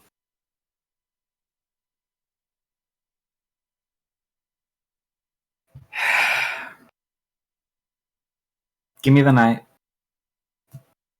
Sure. and I'll tell you what kind of shit we're in tomorrow. All right. Yeah, I won't dog you anymore. Just come to me when you're ready. Roger that. Hang in there. Always do. And Zealous just kind of wanders out. Captain Solace, you get a wave from Shifty Sean. Oh gosh, okay, cool. Hello. Hey, Captain. I think I might have found a job for you. You and your crew fancy yourselves as heroes? I think I might have a bounty for you to hunt.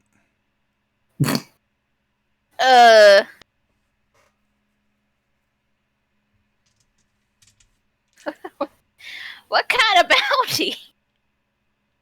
And I think that's a good place to pick it up Yeah. next time. Shit. So we'll cut it there.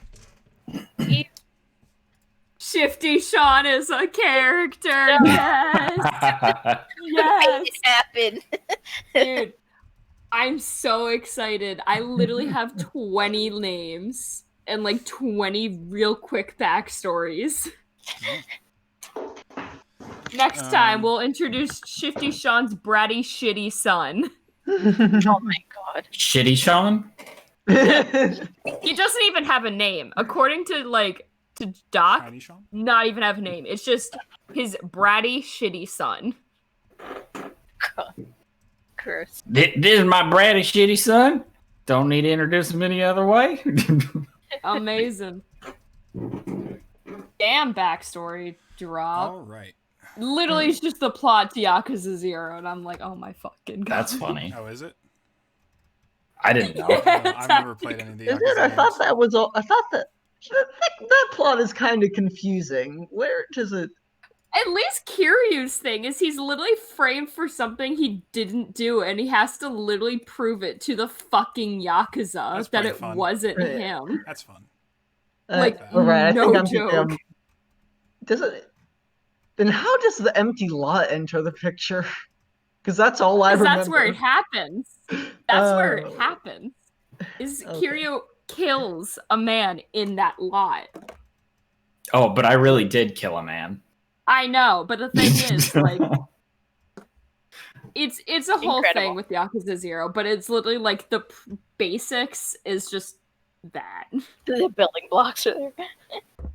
I'm just I like, s- holy I shit. love- There's I- an article of actual Yakuza playing about. Oh yeah, it's actually really interesting. Yeah, also just hearing them talk is for the one thing. So, there is some catch up we have to do at the end of the session. Oh yeah, we want to do. So we do have to name the episode, which we can kind of mull over, and then Roses and Thorns, which you weren't here for last time, Caroline. So No. you apparently it's something that's done in other circles as well, but in the game it defines it as you go around and everyone has to say one thing they liked about the session and one thing that they didn't like about the session, with didn't like being not necessarily like a powerful negative so much as just like something to improve on or something that they would like to see, or maybe also something they didn't like in the session, which is also completely fine. And yeah. Oh, and Matt brought up some good. What were your qualifications for Thorns specifically? Thorns are not allowed to be about other people. They can be about other characters, probably. Like, I don't Okay. like that X character did this. Like, Yeah. I don't know. That might be not a good thing That either. seems But like a pretty reasonable thing. Like, you can't just say that you don't like someone, or the way someone played. yeah. Whatever. But if it's like, oh, my thorn is like, you really fucked over my character. But I don't know if that's a. Well, I mean, That's I the think thing we wanna if do, someone really so. fucked over your character and it affected you in a strong way, that you should probably say so. Like, if it caused you to not have a good time, then that would be a very Yeah. good thing to bring up. That's fair. And then I don't know if you like this or not, but the other thing was you can have multiple roses without multiple thorns, but you can't have multiple thorns without multiple roses.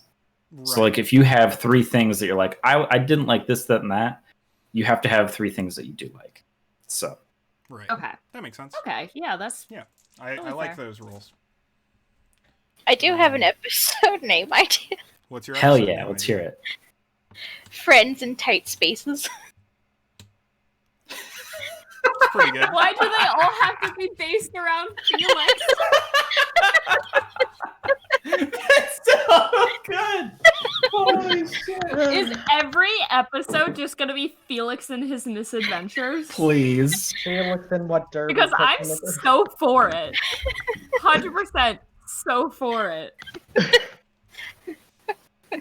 See that, but it's also exemplary of all of the tight spaces you got yourselves into during the drama along the way. Yeah, it's Mhm. Felix is a See, metaphor it's my for the title. rest of the crew.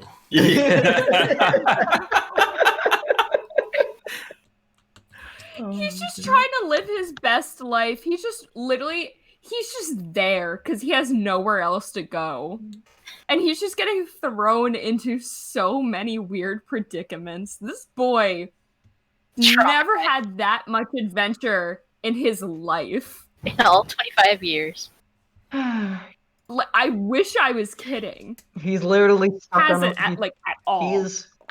He may not be connected to the boy tether right now, but there is a boy tether around him connecting him to this ship, and there's nothing he can do about this. The spiritual boy tether. I'll have a great conversation. Felix will have a great conversation with you at some point, Derby. I'm sure. He just needs to be less traumatized to do so. I'm just trying to get him out of his shell, you know? Get him... It beats my title of Shifty Sean Space Lag, so fair. That's also pretty good. All right, so yeah, who do we want me to designate someone to go first, or is there someone who has something on their mind? I'll wait a little while. I need to think more. Sure. Matt, I'm gonna pick on you. Sure. I have a lot of roses. I thought. Yeah. I first of all had a lot of fun. It was a really great session. It really kept my interest in a lot of ways. Really great character interactions. Really great inter-character interactions. Very happy to actually take some scene ownership, because most of my other characters have been kind of in the background and kind of haha comic relief characters, which is fine. I enjoy those characters a fucking lot, but it's nice to be like, hey, you have plot relevance now. Yes. So, yeah, it was good. I've got some similar roses. I'm very happy. Do you have any thorns, Matt? I genuinely don't know if I do. I think the only one might be I hope I didn't take up too much time from other people being able to do things. I don't. Would be my only potential thorn. So. Yeah, it's, Rose in kind of a similar sense, but in a different direction. I'm super happy to be the captain, but not be driving the plot and narrative all the time anymore. Yeah, right. I'm glad that I'm not playing Staldar. Actually, not playing decision maker. Right. It's I have some influence, I have some say, but I'm not the focus anymore, which is leadership is a support class. Yeah, exactly. Any other roses? I just liked this session so much. So much was happening. This is my favorite kind of session, really, which is just a lot of interesting moving parts, and there was almost the potential for some action, and it was cool to watch it from the sidelines.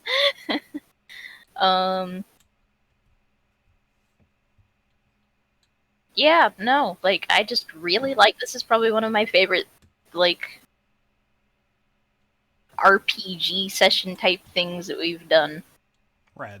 As far as just momentum and everything going on. Hell yeah. I think I can go. Yeah.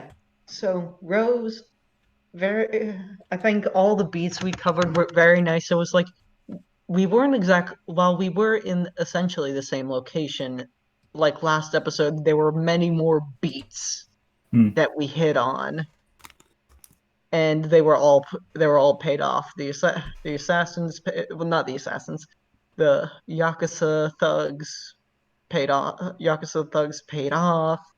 The problems that were created, they all paid off. It was just good setup, good payoff overall, and that just worked out really well. Very good RP all around. And yeah. Let's see. My only thorn would again come to myself is, well, is being the sort of comic relief character who is causing chaos ever going to cause too much trouble is what I'm worried about. No. And my cousin. Okay. Yeah, my gut reaction would be probably not. And also like I've been trying my best to use it to advance Mhm. I don't know, the story, but I yeah. just want. So, I actually want to thank you for that very directly as the GM, because one of the hardest things, for the things that I am trying to practice at the most, and one of the hardest things is basically like maintaining conflict. Because whenever I see stagnation, it's usually because I haven't introduced enough conflict in a given scene. Like if everything is resolved, then there's no urgency. People aren't really like worried about doing stuff, and you just going like, but what if I was trapped with organ farmers across the other side of the market? Or just the move, like stumble like into something. on purpose. Exactly. Like stumble into It's something you weren't supposed to. Like those are fucking great because hysterical. they're seeds for me to be able to like So good. put more conflict into that, because like that's honestly like a good pulse check for me to be like, oh, things aren't super interesting right now, let's make them more interesting. It's Maybe great. I that's love that, and that I thank you. I love that has happened, and I say I won't, to your actual question, which is could that ever be too much? My guess would be we'll only know when we get there. Yeah. And Okay. I don't think Oh, it's yeah. going to happen soon. Very luckily, the game is kind of designed to be like super balanced in that aspect, because like the more we're getting complications, the more we're getting plot points, and the more we're getting plot points, the more we can Exactly. like, think to solve the complications. So it's like Mhm. it's a balance. It really is a balancing act. Mhm. Like, I'm trying. This is probably my personal thorn, but it's more directed at myself because I'm trying to change the way I think about this game in particular. Is I'm still in problem solving mode. Like, I'm really scared of. Failure, I guess. Well, yeah, because it's like, I think last time I was getting really frustrated with all the complications because I didn't understand yet that, oh, but we get plot point. Like, I didn't understand that, like, we have a balance, you know? Like, we have ways to get out of this stuff, and the conflicts do make things more interesting. And it felt like I was just continually, like, I was still in D&D mode, right? Like, I'm still thinking in D&D terms, like, when you roll a 1, you fucking fail, and it, like, feels like shit. So I'm trying to, like, completely reverse my thinking into, like, oh, 1s aren't failures, 1s are intrigue. Mm-hmm. That's And- a really good way of putting it, I think. Mhm. And I'm also trying to remind myself that it's okay to intentionally cause a complication, because I even have abilities that say, like, cut both wires, step up one of your complications and re-roll a die. Like, that's a choice I can make, is to make a complication more complicated, because it would be a cool thing to do. Mhm. And it would help me roll die better. And I'm trying to remember that I can do that and it would be fine. Like, that it's fine for complications to exist because it's part of the game. And I need to stop being stuck in, like, problem solving mode where I'm like, okay, we have to knock out these complications. We have to get these complications out of the way. We have to, you know, like, how can we get our complications out? How do we get our... It's like, I need to stop thinking like that. It's really hard, though. One thing from a systems perspective that I also want to remind people of, which I haven't actually covered, because I didn't think it was super important until the session, and now I think it is super important. If you're ever presented with, if I ever set stakes, you can just say, I fail. Yeah. You can objectively just choose not to roll and say, I fail, what happens? If you think that would be the most interesting for a portion in the scene. Mm-hmm. Yeah, I know for me... Sorry, go ahead. I was just going to say, I want to get out of the mindset of I have to win. Mm-hmm. Because that's what D&D is. D&D is I have to win. And it's like, that's not the case anymore. Yeah, because again, like, if we're talking about, like, the systems and winning and consequences, like, basically the worst thing that can happen in any given scene on a roll is you get taken out. which means that you can't act in the scene anymore, and then you just get to pop back up in the next scene at full capacity. Like your complications may carry on through stuff, but like yeah, I think the urges to make things potentially more of a problem because you think they would be cool, I would definitely recommend feeding into that, because that is very much what this game is built for. Mm-hmm. I'm finding myself, I'm playing very conservatively right now, where I'm not rolling dice particularly often. I'm not doing any of my cool abilities, and it's like I need to fucking do something. Not that it has to be about me, but it's like I wanna play the game as intended because it's cool, and I need to lean into it. Yeah. So how about you, Caroline? Okay. Some roses, I guess, just generally from everyone. I love everyone's character. I can say like 10 things positive about everyone's character. Mm. I think it's a really interesting like group dynamic, and I really like that just because it's again all over the place, and I think that's it just kind of works for us as a group to be literally like all over the board of just kind of like personalities, backstories, whatever. Another rose would just be like, I love the idea of just kind of like giving each other complications, like how Lynn and Doc like both ended up getting one from like the contest on like deception. Mm-hmm. I think that's great, honestly. I thought Awesome. that was really fun just because it's something different. It's kind of like an inner party conflict, even though it wasn't said, and that actually goes into my one thorn is kind of to me specifically. I really wish I would have brought it up, or at least like had a scene where it was like Doc and Lynn talking about that, or at least like privately, but it just kind of never worked out just because we were doing other things or Lynn had to go obviously back to the ship or something.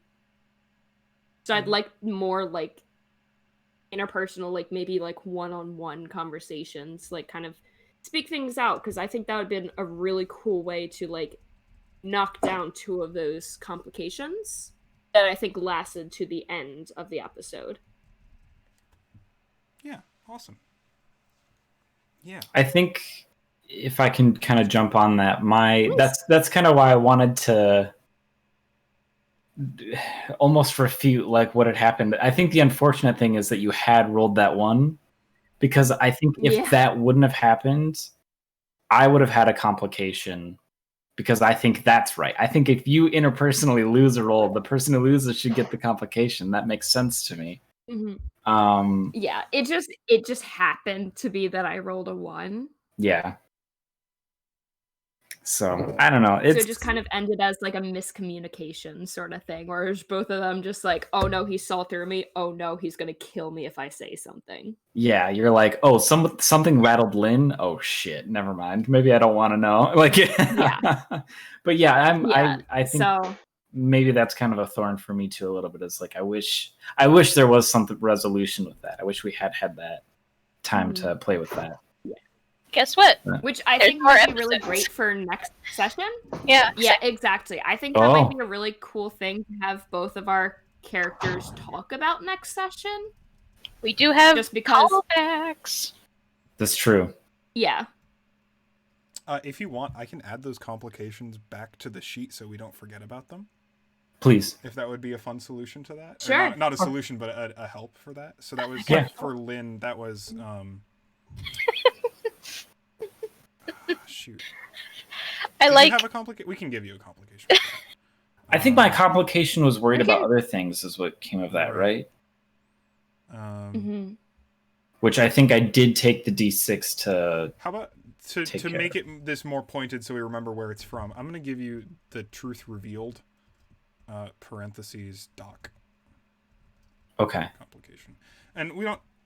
The dice is more. I'm just doing the mostly want to do this as reminders so that we don't forget depending on how long it is, and then the complications of Yeah. just like worried about Lynn. Or do you still want it to be the like intimidated? I don't. So just straight off the bat, Duck's just like slightly intimidated by Lynn, but like Lol. has seen too much to like know completely that it's just like, if I die, I die at this point. But it's just kind of like maybe a little hesitant, but would go after a while and be like, all right, what the fuck was that?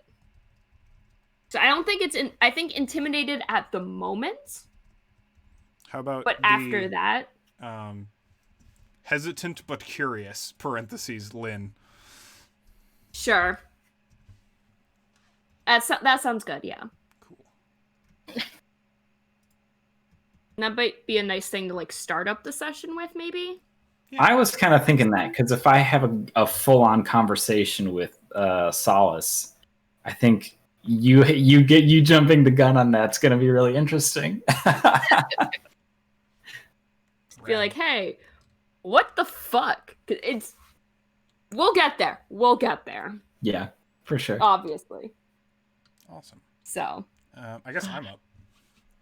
Go. That was super fun. I like playing Ada a whole lot. That's an absolute rose. I love was Ada. great. It is very fun. I'm so glad that like my dumb jokes just helped with that. Like fucking making Felix good. captain for like That 2 was seconds. so good. Loved that. Yeah. Loved it. Yeah, I was having fun with that. I love that moment where you all gasped. You all just went dead silent for like half a second. It was so good. I legit thought we were dead in the water. That would have been funny. Oh, when the captain thing? Yeah. Yeah. Well, 'cause Yeah. I didn't want to make it that much of a hurdle because maybe this is something I could work on, but like because it wasn't like a consequence of a roll or something like that, I didn't want to make it like that serious. I didn't want to make it like this huge mechanical problem. I don't know. Yeah, maybe I should have. I think it would have been fun. No, I liked that we got to have the sigh of relief, but I liked that tension for like 2 seconds where everyone was fucking convinced. Mhm. I liked that so much. Well, no, it was just kind of hilarious too. I Like it was some big reveal. I do genuinely like complications and assets. I think the sheet helped a lot. Yeah. Oh yeah. There's just a yeah. lot to take care of in this game. There's a lot of management involved. Yeah. And I'm kind of trying to. I guess maybe my thorn is I'm still learning, and I still don't really know how to do prep for this game as much as I do for other things, unfortunately. Because it's not like there is kind of a beautiful simplicity in go kill monster when it comes to like fantasy shit. And while granted I also didn't do I wish I had started sooner on prep, but that's a whole life work balance. There's other shit involved in there, and I'm not gonna thorn myself for that. I like rolling lots of dice. It feels good. It's lots of fun. I did sure throw you a Shifty Sean out of nowhere too. Oh, to I add had that into names, the and as plot. soon as you had another one, I'm just like, yep, it's that one. Perfect. That's a thing I'm actually happy I have been doing. Is I've been very specifically trying to learn a lot from a specific GM that I appreciate very much. Dale! Yeah, Dale Friesen. And one of the things he does very, very well that I'm trying to get better at is listening very closely to my players and what they're all saying, and use that. Because it usually creates fun moments of engagement like that, where like Shifty Sean's a character now. Shifty Sean's an important character in the universe now. And the thing that Lynn said, like jumping on that for Ada, and all that kind of stuff. Like just saying yes, but in increasingly specific ways. And I think I did better on that in this session than I do generally. I think I could have made there be more conflict. I think I could have pressed harder. I think I need to press harder. Oh, jeez. One of these times we are gonna have to have that fight scene. Eventually. Eventually. We're I only want 2 to episodes in. beat someone's face in. Yeah. That'll be fun. I can't We wait. haven't had a tavern brawl yet. Oh, Nearly did. Very nearly did. Oh, that would have been a very short tavern brawl. Yeah. One way or the other. It would have been a short tavern brawl. Yeah.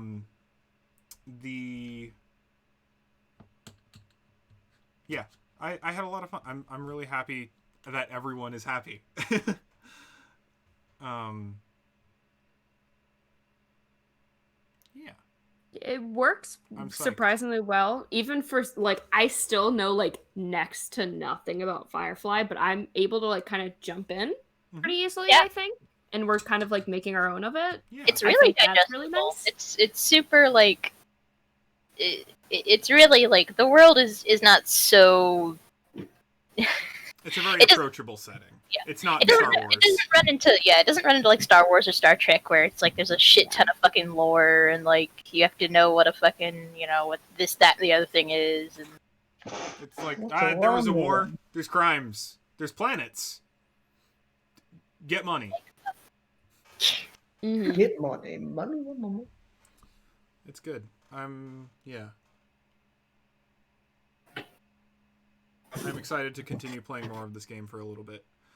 Right now, I'm effectively planning on like 2 more sessions. At like bare minimum, if we're really like, yeah, we want to play more of this, then we'll probably do more than that. But I'm interested in getting like a taster in a little taster in more games. Kind of coming up. But I want to give this group and these characters enough time to like develop a bit, grow, become interesting. There was a line that I heard recently about like when a thing should be done that I thought was really interesting, and I'm not sure to the extent to which it applies to like TTRPGs and stuff and campaigns and stuff like that. But like the right time to stop is right about when people want more. Because then you've got the maximum amount of hook, and then the maximum amount of nostalgic like look back, that was goodness of it, which is ironically kind of where I think Firefly ended. So It didn't last long enough to get bad. exactly. And didn't last. as you said, they were doing a lot of stuff that could have gone real bad. Yeah. Yeah, I'm gonna hit the recording button.